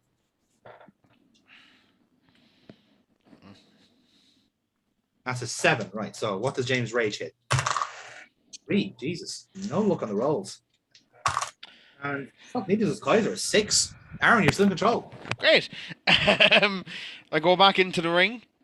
Still using the momentum that I have. He's going to get back up. I will run off the ropes and hit a running bulldog. and then go for the pin. Bulldog on Kaiser, I presume, yeah? On Kaiser, yeah. Okay, then. So that's another luck roll, Jim. -1. I think my luck finally ran out. It did. So it's a 6 on this one. So let me see who wants to interfere on this one. Okay, and going in. Okay, right. So I want you to basically go for the Bulldog on Kaiser, basically. But before you do that, James Rage is going to come in and take your head off with a discus clothesline. So it's going to be a power roll for him +1. And he does exactly that. So James Rage is on the board when it comes to momentum. Thank fuck, because he would have killed me otherwise if he knew how bad these rolls were. So Let's hope the ending that I want to happen doesn't fucking happen then. Yeah, fair point. Fair point. So with that in mind, then yeah, we move on then to our next spot. So Aaron, give us your roll there. Oh, this is not great either. Another 7. Right, 7. Okay, so first roll for James Rage. Matches the 7. Can Kaiser topple it? Yes, he can. It's a 10. Okay, so this one's going to go to House of Midas here. So the next, what Kaiser's going to do is he's going to take advantage of the fact that like Rage obviously took basically Morris out of here. So Kaiser is going to basically I want actually James Rage to jaw jack a bit with Rob Midas. That's how he's going to do it. So he's going to like be talking to him at ringside, bit of pointing going along, and then basically Kaiser is going to take him by the waist and go for a big German suplex corner to corner. So the power roll on that, straight roll for Kaiser. Can he make it work? He doesn't. So James Rage is going to block the suplex. So Aaron, can you give me a roll real quick there? 9. Okay. Beats James 7. So you have a chance to take advantage of this then. So Kaiser has basically Rage going for suplex. James Rage is blocking it. How do you want to take advantage of it? So I'll start screaming, get him. And then someone from the Rose family, doesn't matter who it is, yeah, comes down and starts I don't know, getting into Midas's face, which causes Kaiser to get distracted a bit, and then I hit a clothesline again on Kaiser, but like in the back of the head to like properly maybe rock him, maybe take him out for the rest of the match. Who knows? Interesting. Okay. I'll tell you what I'll do. I'll treat the interference as a heel move, right? So I'll spend 2 your momentum to do it. But that will also help out your roll because it would have been a -1 reel. So now it's a +1 altogether to make this spot work. So give us your roll. Not great. Not a 7. It is enough though, in fairness. So so yeah, Garrick is going to come out. He's going to start remonstrating with Jim Morris. Oh, sorry, with Rob Midas. That causes the distraction for Kaiser, and then you're going to basically hit him with the clothesline at the back of the head, which basically does take him out for the time being. Actually, do you know what should happen? I should hit him in the back of the head, but like get him to go over the top rope so it takes out of the ring. everyone out of the way, and it's my dream shutting up Rob Midas for a couple of minutes as well. So okay, interesting. So that takes Kaiser out. So okay, interesting enough. And that was your secret objective, by the way. So that's bonus audience as well. So lovely stuff here. Okay, so next spot then. So again, I'll do your roll there, Aaron, if you don't mind. 8, not a bad roll. So what does James Rage roll? 11. And what does Kaiser roll?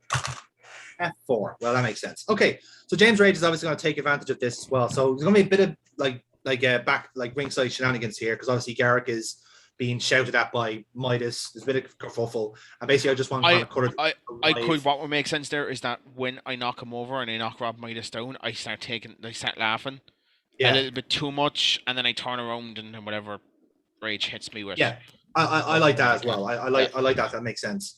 So the way it'll work is like while that's happening, the kind of kerfuffle backstage, the ringside, Cutter is just kind of like just standing, and that like the Red Seas are parting around him. It's like, no, I'm not dealing with the 6'10" monster today. Not today, Satan. So as it's happening, you're distracted, and then Rage is going to take advantage of here. And what I would like him to do is I'm going to go for another power roll here. And the way he's going to do it, he's just basically going to grab you from. He's not going to go for a German either. What he's going to go for, he's going to basically grab you from the neck, and he's just going to go for a big root, like basically grab you from the beard and toss you across the ring, essentially. So the power roll on that, can you make it work? You can't. Shockingly, it's a 5 altogether. So Morris, you get to reverse this. He's gonna pull from my beard, and what I'll do is, I'm assuming the ref would be distracted after what I did in the outside. I'd say so. Yeah, there's Yeah. shenanigans going on backstage. So he pulls my beard, ringside. and I immediately kick her at James Rage in the balls, like just square Okay. shot in the balls. Well, again, I can make it work. It's a heel move, so I'm going to spend more of your momentum to do it. So it'll be a +2 roll. And yeah, that works. Okay, so low blow to James Rage. But again, you're out of momentum now, so be careful. You'll have to earn it back up again in this match. So we're at the halfway mark, after the halfway mark. So Aaron, give us your next roll.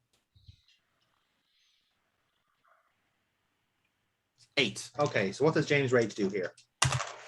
He's rolled a 7. All right, what about Kaiser? Can he get into this match? He's matched your 8. So Aaron, roll again there. Oh, That's an 11. Not bad. And Kaiser rolled a 10.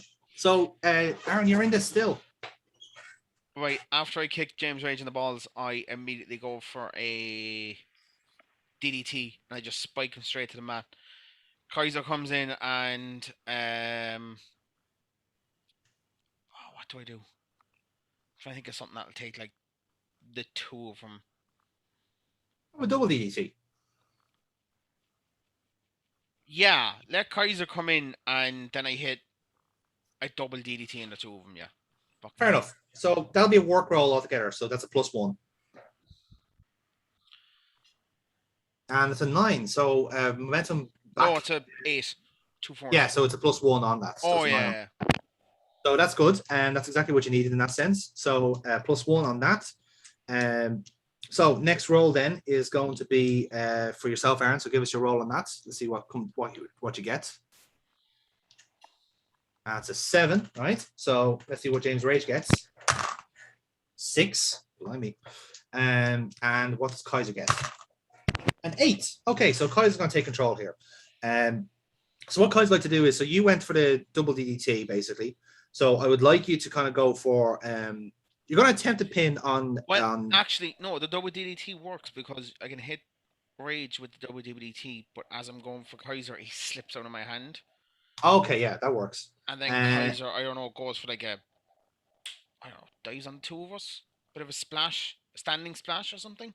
That would make sense. I'm gonna have him focus on you here.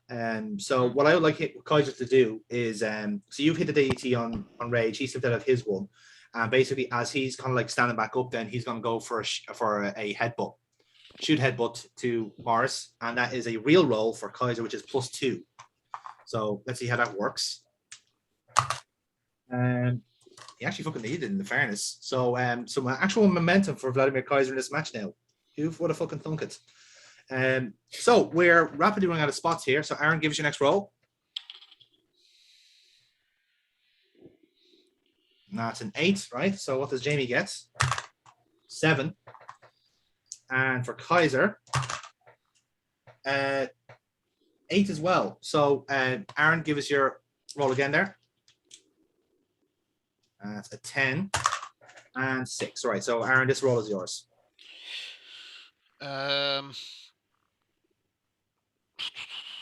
Bounce off the ropes, hit a 2-footed drop kick on Kaiser, and then go for the pin. Go for a pin, right? So, yeah, it's a luck roll on that -1. It's 6, right? So you're gonna go for the drop kick. Let's see who can get the reversal. So, Jesus Christ, these guys are awful today. Okay, so Kaiser's gonna reverse the drop kick attempt. So what I would like him to do is, so you're gonna go for the drop kick. I want him to basically brush it off, and then he's just gonna go for a running knee to your head, basically. So it'll be a +2 reel again on that. And oh Lord, critical knee with the +2. Critical knee for Kaiser. So he's picking out from the depths here at the minute. So we have 2 spots left at the moment. Let's see how this goes. So Aaron, give us your next roll. 8 again, not bad. James Rage rolls a 9. What does Kaiser do? He rolls another 9. Jesus, okay. It's weird. Right, so James Rage rolls 3. All right, so I get the feeling Kaiser's going to win this one. Yes, he does. 7. Right, so Kaiser's, this is Kaiser's spot then. So he's taking you out of play. You've gone to ringside, basically, with the critical knee. So he's focusing on Rage here. So I want him to go for his Berlin Wall power bomb. So it's going to be a straight roll on it. Let's see how good it is on James Rage. And it is a 4. Rage is going to reverse it. And what Rage is going to do is he's going to reverse it with, so he's going to basically slide out from it. And he's going to basically pick up Kaiser, who's a big guy himself, invert him, and go for a running power slam, which is a power roll, +1.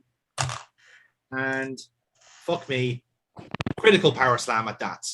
So audience for James Rage and crucial momentum. This is a very low momentum match now, I have to say. It's gonna be a tight call on the roll. So we have one last spot to go. So Aaron, give us your roll. 12. Okay, you needed that. Let's see, can anyone match it? Nope. And no. Right. So this is for you. You have a free audience or double momentum. What would you like? Double momentum. All right then. What would you like to do for your spot? Is he actually going to pin James Rage? What the fuck? What the hell, man? After the pin happens, after when the powerbomb happens, I roll into the ring and I hit a. Oh, how do I get for that Kaiser out of the ring? We'll just say that I hit with a really quick drop kick to like the side of the head or something that rolls him out. Something that rolls him out. Which say it kicked him. I don't know. In that time, Yeah. Rage Well, gets you up. count him. Yeah, that could work, to be fair. Yeah, something just to push him out because maybe he's probably bait at this point anyway. So it would kind of make sense. And then as Rage is getting up, I bounce off the ropes and I hit him with a guillotine and I go for the pin. Right then. So for that, it'll be a work roll +1. Oh no, I told you this was. Oh, it's an 8. Okay, so it's an 8 altogether. You get the double momentum out of it, at least, but it's an 8, so James Rage will surely break out of it. That's a 7, and can Kaiser do anything about it? Yeah, it's a 7 as well. So between the two of them, they break out of it. So the guillotine attempt is there. So I suppose, like for the finish, you wound up James Rage something fierce. So that works. Right then. So we reach the end of the match, and things are nicely poised when it comes to the finish. So Jim Morris, you are on 3 momentum. James Rage is also on 3 momentum, and Kaiser is on 4, thanks to that double. So here's how it's going to go. There's 2 finishes in mind I have here. Basically, 1, James Rage, super triggered, gets a guillotine on you, basically, and snap you out of it. For Kaiser, however, Kaiser's still a little bit out of whack from the power slam and being like pushed out of the ring. Midas is gonna like make his presence known, basically, and he's basically going to get onto the apron, lock eyes with Rage, but Rage gets like hoofed out of it by yourself, and then Mars like, come on, and essentially there's like more interference from behind him, which is with Zero. That distracts you. Fort Knox, as he said earlier on, and then Kaiser comes in for the Berlin Wall finisher. So it's basically numbers game working against you here. And basically that'll be those finishes. Jim Morris, what would you like to do for your finish? I don't know. Again, I suppose in amongst I'm absolutely like mindset into hitting Rage with his finisher to pin him. So I will eventually find a point where I get to run at the 2 of them after bouncing off the ropes and hitting them both with a clothesline as hard as I can. And then again, I want to be a bit of a cheeky bastard here. The 2 of them end up falling and I end up pinning the both of them with my hands on the both of them. Okay. So they don't fall on top of each other. They fall side to side as you would expect. But I put my arms over the both of them and I start going for the pin. Right. Okay. Interesting. Okay. All right. Let's make this work. So Aaron, you set the pace there with your +3 roll for that finish. Ooh, okay. That's a 14. 14 to beat. Right. So, pressure's on James Rage. No, First my off, first fucking roll. luck. My luck. Kaiser's going to get a 12. And he's going to be. Because last time I did this exact thing that fucking happened. So. Well, let's see now. So James Rage he's got the same momentum as you. So I fancy your chances. Right. Lads, I have to take off. Go for it, yeah. I'll Jeez. roll for you in the main event, yeah? Okay, cool. Lovely. Actually, could my buddy Silver Fox step up? Hot No, tag? I think the dice are good tonight, man. The dice are good tonight. You know, Okay, it's cool. fine. See you guys. See you, Casey. All the best, man. buddy. Yeah. Okay. So with that, then, yeah. Right. So James Rage, can he match it? No chance. So he's not going to win. What else is going to happen is +4 for Vladimir Kaiser. Can he match it?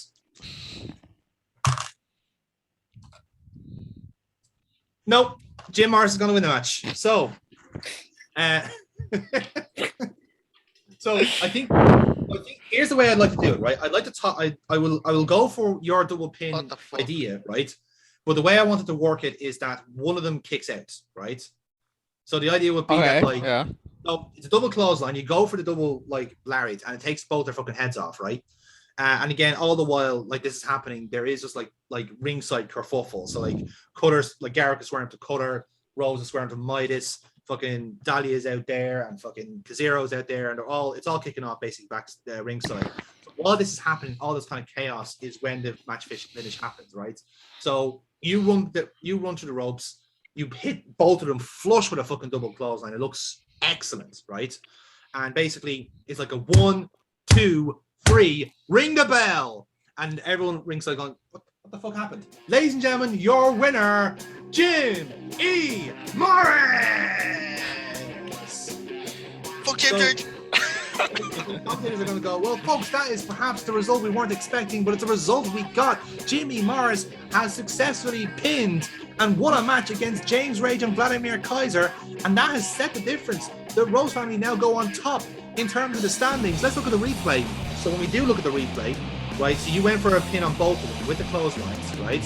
So we see 1, we see 2, we see 3 counts for Vladimir Kaiser. James Rage shoulder up just at the last second. So that's no fun. But you still beat James Rage. You still pinned him. He just kicked out the count for Kaiser. So you still win the match. You still get your heat. And the actors end with you, Jim. What would you like to do here in this match? I want to play off it, and when I roll out, was it Fred Rose? Is that his name? Fred Rose, yeah. He comes out and he starts celebrating with me, and I start screaming at the top of my lungs. He beat me twice, but when it mattered, I win. And I start going up the ramp. To be fair, I can't argue with that logic. I mean, you made it work in the end, so yeah, not too shabby, to be fair. So with that, then the standings do kind of ended quite interestingly. So in terms of the match order, so again, the Rose games are elimination tags. So we now know what order things are going to go in, and they are going to go as follows. The Youngbloods are lowest with $4,500, womp womp, but you will start the match first, and you're going to be starting it with the House of Midas, who are 12-5. Third out will be the Asylum Fight Camp, because then last out is the Rose family with 23K. So they are last out in their games. That makes, to me as well, that makes the most sense. If they make it, either they were going to finish last as the heel team, top, yeah. or first, because it was going to make no sense otherwise. At least in my head, anyway. Yeah, no. I think it works out in the end. So yeah, and lovely stuff, Jim. You did secure the win for your team. Again, you kind of the Rose family do kind of skedaddle here, and basically it's left to the other two teams to basically kind of start arguing the toss about it. Ray just staring down Midas, Cutter staring down fucking everyone else. So it's looking a little bit tense from everyone, but the referees are kind of going in before anything really kicks off. And all the while the Youngbloods are kind of come out on the ramp. They stare down the Rose family as they're leaving. You and Silver Fox lock eyes for a spell because he remembers what you did a couple of weeks ago. So don't forget that could still play into it if Fox goes the distance. So and said anything is possible when it comes to momentum. So yeah, there you go. That's that match done. So lovely stuff, lads. We roll on to winner takes all. Cool. I am gone. Thanks Very a lot. well. I shall Happy see you days. for the pay-per-view. See you later. See you then. Good man. Yeah. Good luck. So with that, then Hey, Ron. he's there. He's gone. He had fun. Right then. So guys, it's now time for your main event of the evening. Ladies and gentlemen, this next contest is your main event of the evening, and it is a triple threat match. Introducing to the ring first, weighing in at 205 pounds from Inverness, Scotland, Connor Law. So I'm just walking through the curtain, taking my time, just kind of strolling down the ramp, and a little bit of a smirk on my face. Get up to the steps, walk up the steps to the ropes, and await my opponents. Good, very good. Getting the contest going. Well, we heard the exchange of words between Conor Locke and his opponent for next week. It's intriguing to see the different mentalities of the two going in. But certainly they both have their own reasons for competing here. For Conor Locke, again, perhaps a reason to prove himself. Imagine if he scores a win against both world champions tonight. Certainly is a great incentive going into winner takes all, proving the doubters wrong. And indeed it could be. And his opponent, weighing in at 189 pounds from Dublin, Ireland, she is one of the future world champions, Violet Storm. So come out of the curtain. Pretty serious, but a bit of glad handling with the fans. But I'm keeping my eye on Conor Locke as well. Not the first time he's met after all. Not the first time he's met after all. Yeah. More happening in the ring. Yes, very good. Again, the contest going well. Again, it's looking all relatively cheerful for Violet Storm, but again, the one admission you can see there is no future world title, thanks to what Alan Morph did last week. But fair to say, she'll be getting that back one way or the other by the end of the night. And he may be. And their opponent, weighing in at 227 pounds from the Timon Woods in Dublin, he is one of the reigning future world champions, Alan Moore. So again, Casey's going to have a similar entrance to the last few weeks, and instead of a scooter, however, he's going to come out in a little soapbox, little racer, the little one of those little soapbox things. And the reason I'm doing that is because he have the two world titles pinned to both sides of the soapbox, right? So he's going to trundle down to the ramp. He's going to do a little Undertaker lap around the yard basically, and he's going to take title off the soapbox car, roll into the ring, and hold with both of them, with Violet Storm conveniently in shot, just like kind of watching on, like, yeah, that's my title, bitch, kind of deal. Very much so. Yeah, but obviously you're not falling for the bait just yet. But the wheels are turning, so he'll roll out the ring, and he's gonna basically put two titles on on the announcer's table, basically side by side. And again, he's gonna kind of position them as if they're pointing towards you. You know what I mean? They're just angles so that you will see them, as opposed to kind of lock. He's in an opposing corner, and he's gonna roll into the ring, take a spot, and we get the match underway. So guys, this is our main event. So I'm gonna give you 12 spots altogether. So again, I will roll on behalf of KC here. Connor, obviously you roll for yourself, and you're the same. So let's get this match underway. 11. Good start. 8. Casey rolled a 5. So Connor, you will start the match. Okay. Going to make this a pretty entertaining main event for the go home. What I'm going to do is I'm going to, this sounds dodgier than it is. Put my hand in my trunks and pull out a set of brass knuckles. Oh. Now slip them on hopefully without anyone noticing. And I go to take out Alan Morph, one punch to the head. Interesting, right. So you currently have a -1 in terms of real. Now, you have 2 momentum, so this will be a heel move, so I'm spending that to do it. So it'll be a +1 roll overall to hit Alan Morph with the brass knucks. Cool. Right. So plus see. 1 to do that. Woohoo! Ooh, nicely done. So you get that is successful. And yeah, Alamorph is taken out with some brass knucks. It's down to Conalock and Violet Storm for this So- one. Soon. When I finish that, if I can add this in, it's not a move or anything. All right. I look at Violet Storm and I point to Alamorph and tell her to go for the pin Oh. while backing down and rolling out of the ring. Ooh, Violet. So you Fucking got out of the take ring. it. Take it. Yeah, I've rolled out of the ring. Do it. Do it. No, Do it. I like that. Love No. it. That Now, is the reason that pure. I've done that is because I mentioned in the previous promo that the only person that I recognize as a real champion is Violet Storm. Yes. So he he has his reason for doing it. Oh, he's yeah. Yeah. Yeah, and So- in my promo, I said I wanted to be the best Alamorph, not a prone one. So You can do that at the you pay-per-view. know. You can do that at the Yeah. pay-per-view. Technicality pay-per-view. There you go. There you Yeah. go. That's This it. is tonight. There's no Do it. no Get hidden your belt agenda back. here. No, sorry, lads. The way this works is one of you is meant to be an angel and a devil, not two fucking devils. All right? He also Not this time, pal. It's a curveball for the go home show. because I'm also face. Not a heel. Well, God damn, she's your one baby needs to be having this fucking roster. Will you let her have this once? You I'm, can be I'm begrudgingly about standing it. on the apron. I've rolled out. I'm standing on the apron, hands on the apron. We're waiting to see what happens. And I've set the begrudging pin. stage, so it's up to you. And Violet, I think you're saying no to that. You're not falling for it. You can see me think about it, but then I go no. Yeah, No. I get you. Okay. I get you. All right then, grand. So with that, then we'll move on to our next spot then. So guys, give us your next rolls on that.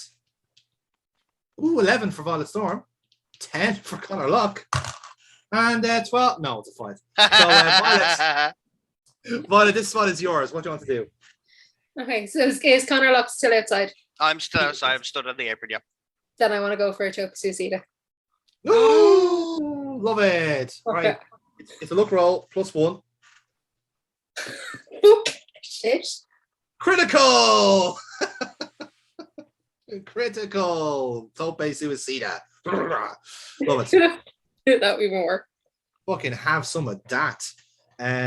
All right then. So Tope successful. So next roll, lads, for the next spot. Double 5.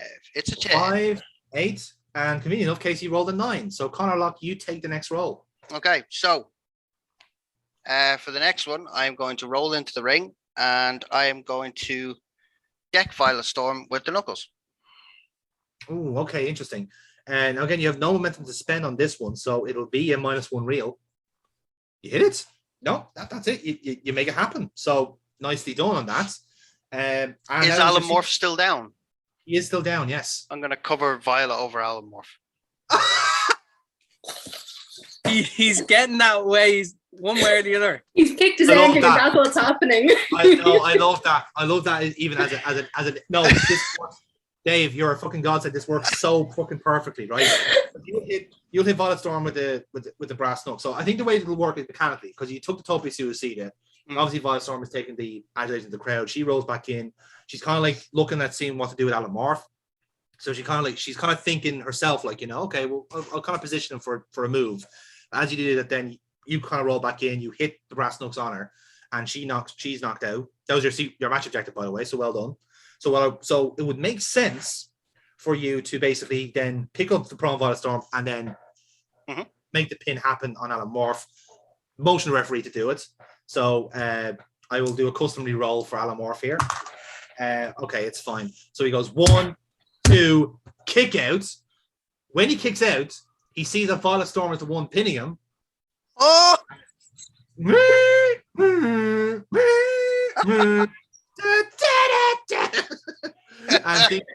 and Conalock is successfully like stirring the pot here. And so Alan Morph is gonna be like seeing red here when he sees that Violet is the one trying to pin him.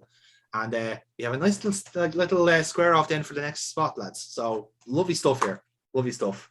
So give us your next rolls. 6. 10 Casey rolled a 7, so Violet, this spot will be yours. Okay. So we've all basically fed back up again. Yeah, essentially, yeah. All right. After a while, like there's a lot of arguments going around. Like you're like looking at your jaw, saying it was him, and the Connor going, nah, it's nothing to do with me, like nothing to do with me at all, like and like Alan Morph is like selling his jaw as well. So both of you are just like annoyed at each other, and like communication is completely broken down. So it's taking you a minute to have recovered in that time. So yeah. Okay, so I've essentially gotten fed up of the argument and have come off the ropes and gone for a drop toe hold to the figure 4 on Connor Lock. Okay, interesting. So it's a work roll. It's a +1. You boosted that there last week. So it's a 9. So you do get the figure 4. That is successful. So you're going for submission on that, I presume. Yeah. Connor, give us a roll to see if you break out. 9, that's fine. And a 7. So yeah, either way, it gets broken up. So I'd say you get out of it yourself, and then Casey kind of starts like, getting in on it as well. So either way, you're in the figure 4 for a spell, and momentum to Violet Storm. So with that then, next roll, lads, let's see what happens next. 10. 10, 7 as well for Casey. So Connor, next spell is yours. All right. At this point, I've thrown the brass knuckles out of the ring. They're gone. Yeah. They've done their job. So what I'm going to do now is I'm going to go for the Highland Spike on Violet Storm after the figure 4. Right. So would you want Alan Morph to kind of start like remonstrating, arguing with Violet Storm to kind of make the break happen? Yeah, to kind of like cause ease on my way into it. Yeah. Okay, Grant. Yeah. So again, you haven't much momentum to spend, so I'm going to treat it as a straight roll as your finish. So finisher, I should say. So give us a roll, see what happens. Okay. And it's a 9. Okay, so it'll do. It'll do in that sense. You hit the Highland Spike. Again, Alan Morph is still in play here. So are you looking for a pin or looking for a pin? So Violet, I'm not looking for a pin. No. You're not looking for a pin. Okay, you just hit the move. Fair enough. Okay. Right then. So at this point, I'm saying to Alan Morph, you take the pin. Puppet Master. Let's leave it to the dice to decide. Greater than 7? 7 or greater, he takes the pin. Okay. Lower than 7, he doesn't. Okay. Jesus. He doesn't take Oh! the pin. Goddamn faces. Oh God. The one time I'm glad he got a low roll. So with that, then we move on to the next spot. Then Conalogue being the little impy little shit that he is. So like the way I see it, like this is not my fight. Do you know what I mean? Yeah, I know. The way I see it, I'm like, I can just control what's going on here, and then if neither of them are going to take the pin, then I'm going to have to fucking do it. Yeah, that's fair. Yeah. So give us your next rolls, lads, for the spot. 8. Right, 6 for Alan Morph. 5. And 5. So Connor, this is yours again. I'm going to go for the Highland Spike on Alan Morph. He won't take the pin. Oh, it's straight roll then. Take the fucking pin, man. So that is going to be a 6, so a fail. I Ooh, slip it on a does fail. banana skin. It does fail. So you will go for the Highland Spike. He's going to reverse it. So Casey, what would he like to do here? There's a few things he can do, to be fair. There's a few things that I could do. Well, how about this? I call a spot and then you translate as Casey. Right? So he's going to basically reverse out of the. Actually, no, he's just going to make this quite simple. He's just going to go. You're going to go for the Highland Spike. He's going to land his feet on the ground. Okay. And then push you into the turnbuckle, and basically do kind of like a lap around and go for a big shoulder tackle or shoulder thrust into it, basically. Okay, cool. So that's what he's going to go for. So it'll be a +1 on that because it's a work. He boosted that there last week. He's going to go, and it's going to be a 6 altogether. So he's not going to make that work. So there's no momentum to go around for that spot, unfortunately. We move on to our next one. So basically, you'll just still dodge the shoulder tackle, basically, and everyone comes out of it. So 8, Kira, next roll. Also an 8. 8 as well. Interesting. Okay, Casey rolled a 6. So this next roll is between yourselves, lads. So roll again. 11. 7. 7. Right. So Connor, you take advantage here. So with Alan Morph, I don't know how to work this. What I was gonna do was, if he failed the shoulder barge, I was just gonna step out of the way and throw him into the ring post, kind of Which just you can straight do. through on the shoulder. Yeah. And then I'll go for another Highland Spike on Violet Storm. Okay, well, you can you have a choice there. Basically, you can actually just throw him into the like if you miss shoulder tackle, you can grab him and then hurl him into the ring post that way. That can be your spot, or you can sidestep it and go for attack Violet Storm. It's up to yourself. I'll sidestep and go for the attack on Violet Storm. All right, so straight roll again then. Yep, that's another 11. Another round. That's a snugger Highland Spike then in that regard. So again, you're not taking the pin again here. You're going for you're trying to get Alan Morph to do it. No, I'm gonna go for the pin. Okay, interesting. Right. So Violet, it's a good roll. So you have a bit of leeway here, but let's see how your roll is. It's an 11. I don't even have to roll for Casey. 1, 2, kick out. Just before that. But Alan Morph, crucially, again, let's go for the roll. With an 8, wasn't trying to break it up. So again, a little bit of plot spackle thrown in here for good measure. Yeah, lads, with that in mind, let's move on to our next spot. So guys, give us your rolls. 9. Balls. I had a 10, but I fucking pressed the screen. I'll roll again. Hold on. 8. 8. So Kira, you still have the best roll, I think, because Alan rolled a 7. So this spot is yours. Okay. So we're fading up again. I'm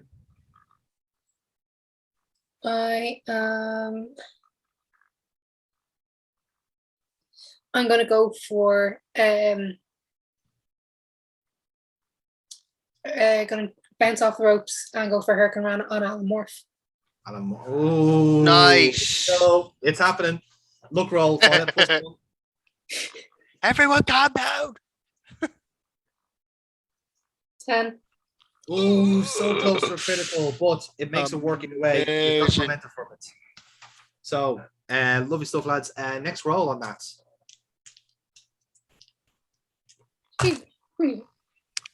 7. 7 as well. So, Violet, this is your show. Okay. What do you want to do next? So is Connor just? I'm just standing there. Hello.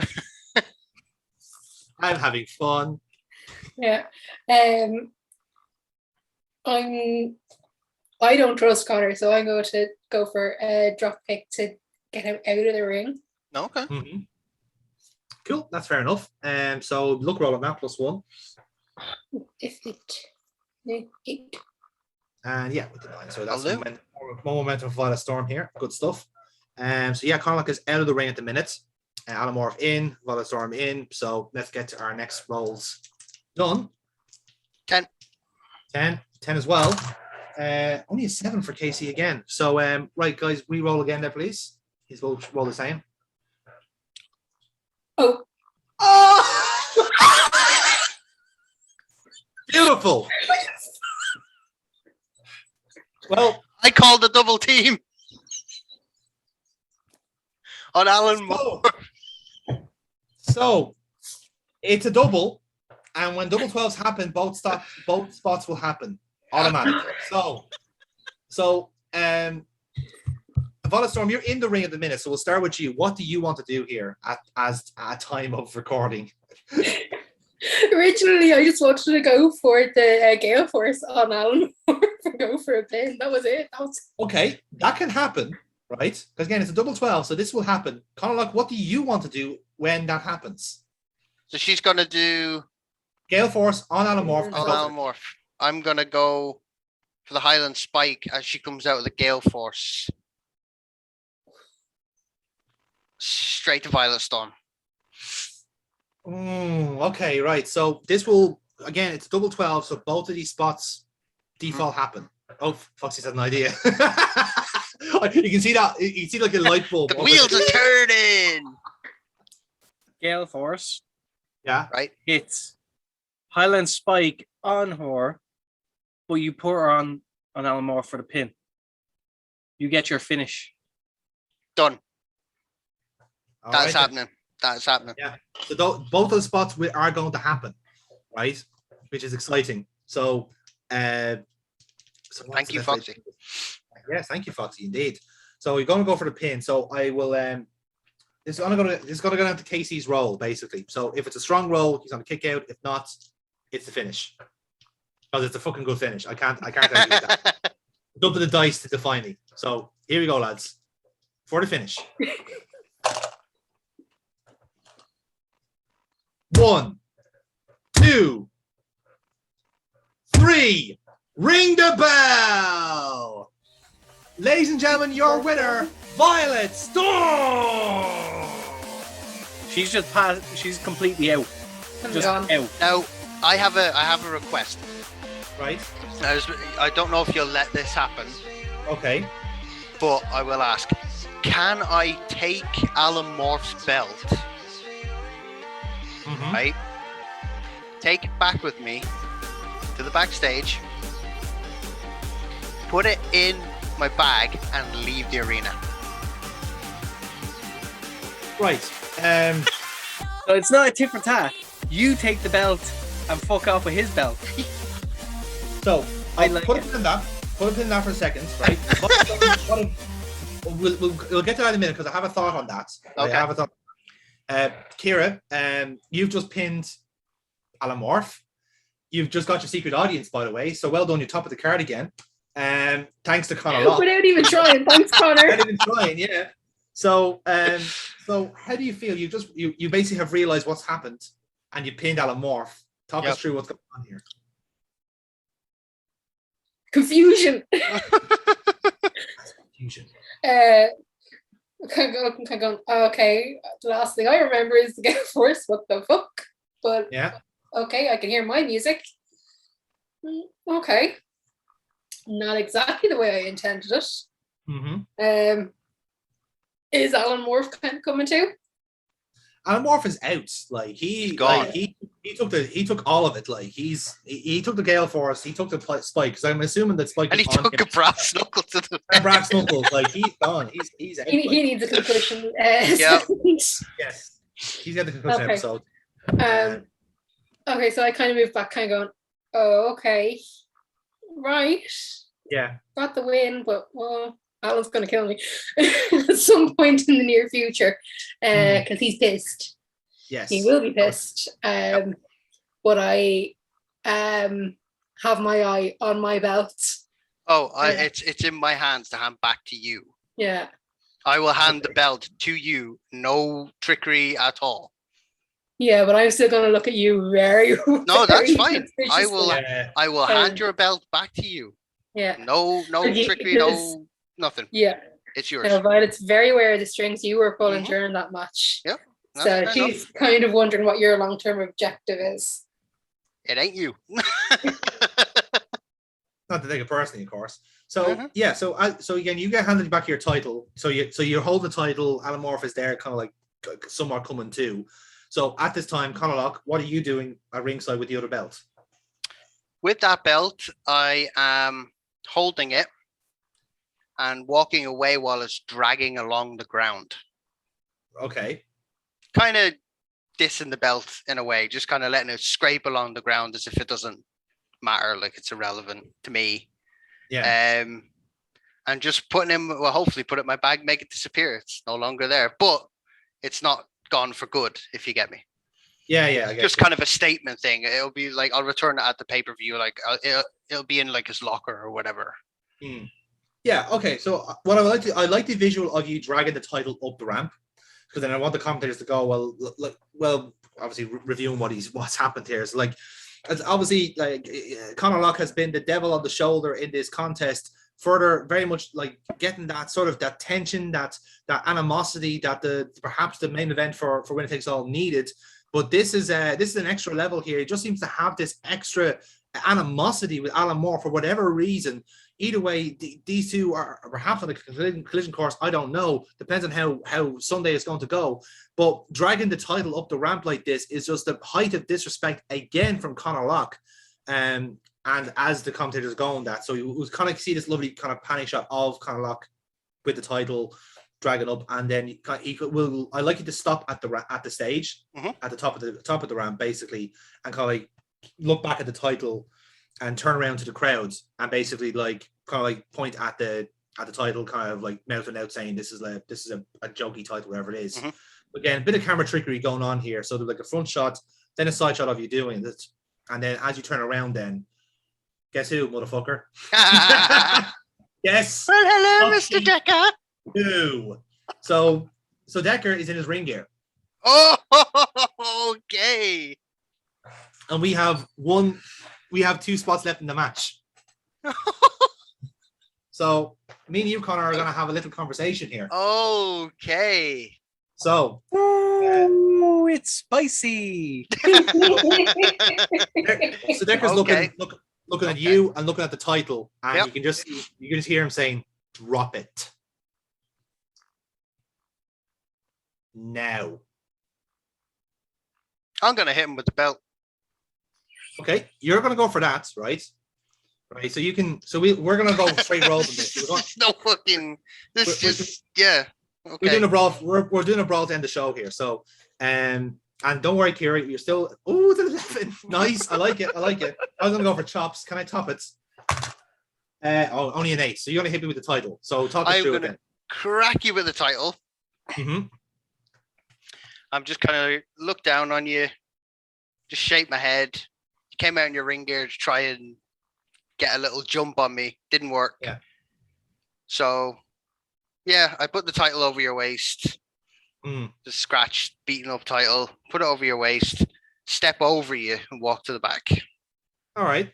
Can I give us a cheeky roll there, just if you don't mind? 8. So I want you to be kind of there. You drag the title over me. You're like you're standing over me.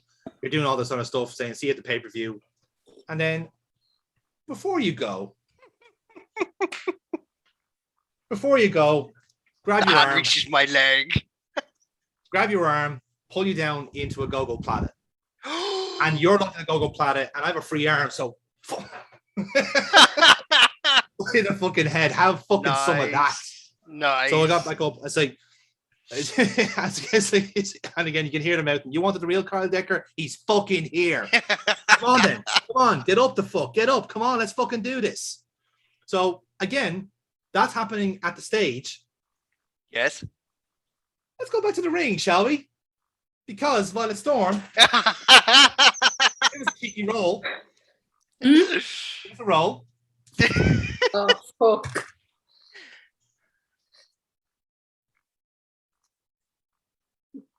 Six. Alamorph also rolled a 6. Go for again.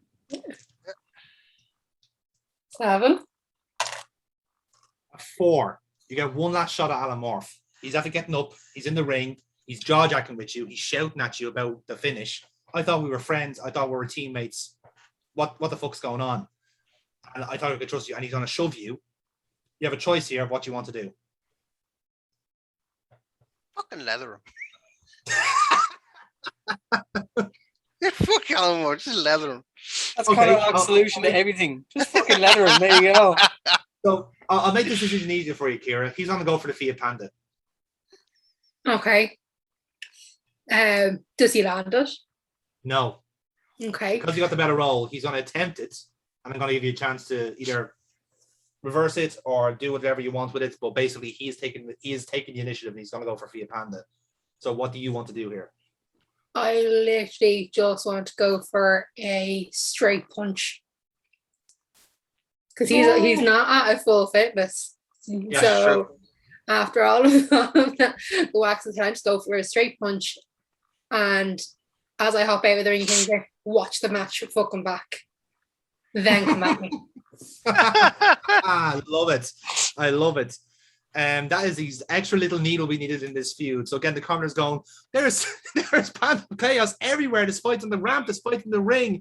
Guys, we're gonna have to cut it here. There's absolute chaos here. Storm, Morph, Decker, Decker Lock, the Rose Games, all happening on Winner Takes All. We're out of time, guys. We'll see you next time on the VCR Network for more future wrestling.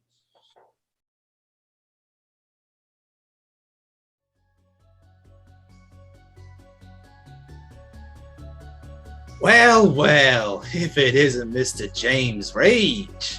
It's been quite a long time, hasn't it? Sorry, do I know you? I think the Sunday service is next door. Oh, you're a funny man, Lewis. You must feel quite happy with yourself and the decision you made. Oh, believe me, you made that decision a very easy one. Did I now? Because the mission was a great success, wasn't it? So much so that I'm back on his show after what? 2 months? Was it? Yes, it really was worth it. Bloating and bloating. Story of your life. Listen to Buddy.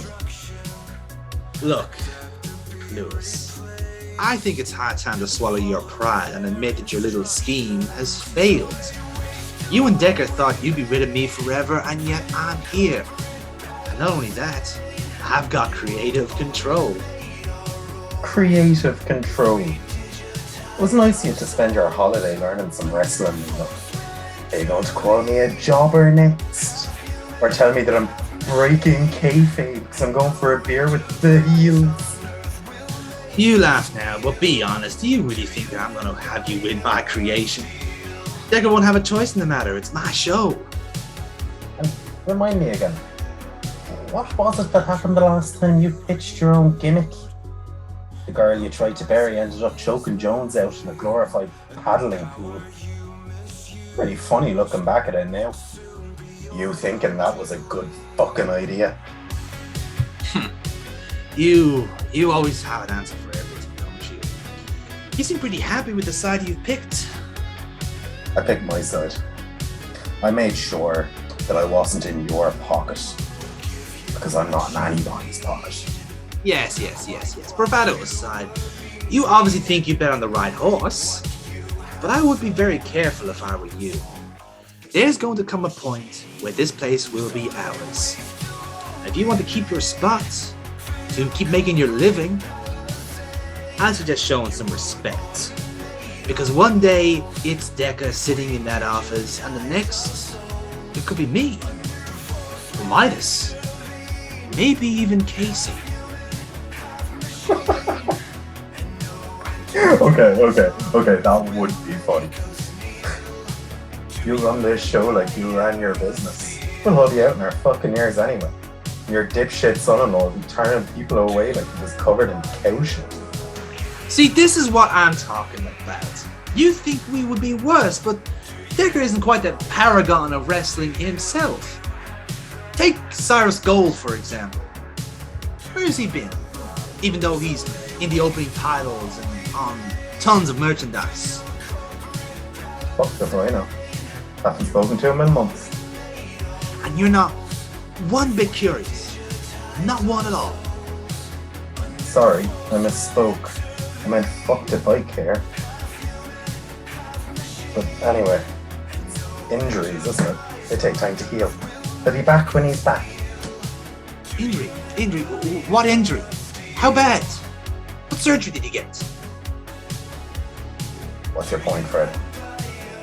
What if I were to tell you that Cyrus Gold was never injured at all?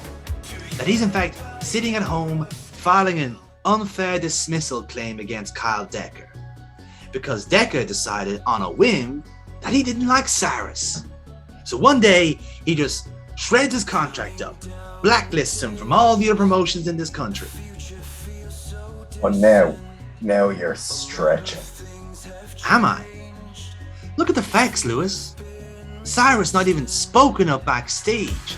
No timetable for his return. Not even an acknowledgement of him as part of the roster. It's as if he's been erased from the history books. Not quite the actions of a supposedly fair and rational boss, is it? I'm sure he has his reasons. Well, let's not forget, Cyrus was his sparring partner.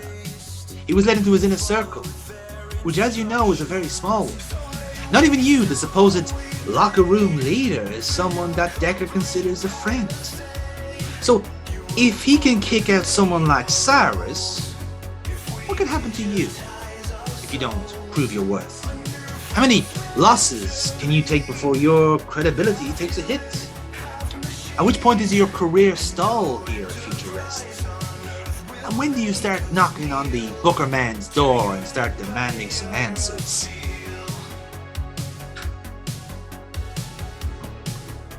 I know my worth here, Fred.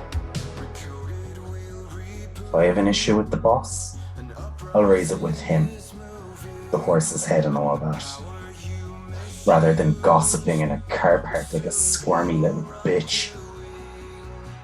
Yeah, well, that's a very fair point. I'll let you do exactly that. But just remember what I said. Cyrus is gone, Youngblood is gone as well. Decker is cutting ties. You might be the next one. So when everything does start turning against him, just make sure you're on the lifeboat and not on the sinking ship. I wish you a good night, Mr. Lewis. Oh, and may the best man win next week. Certainly won't be you, motherfucker.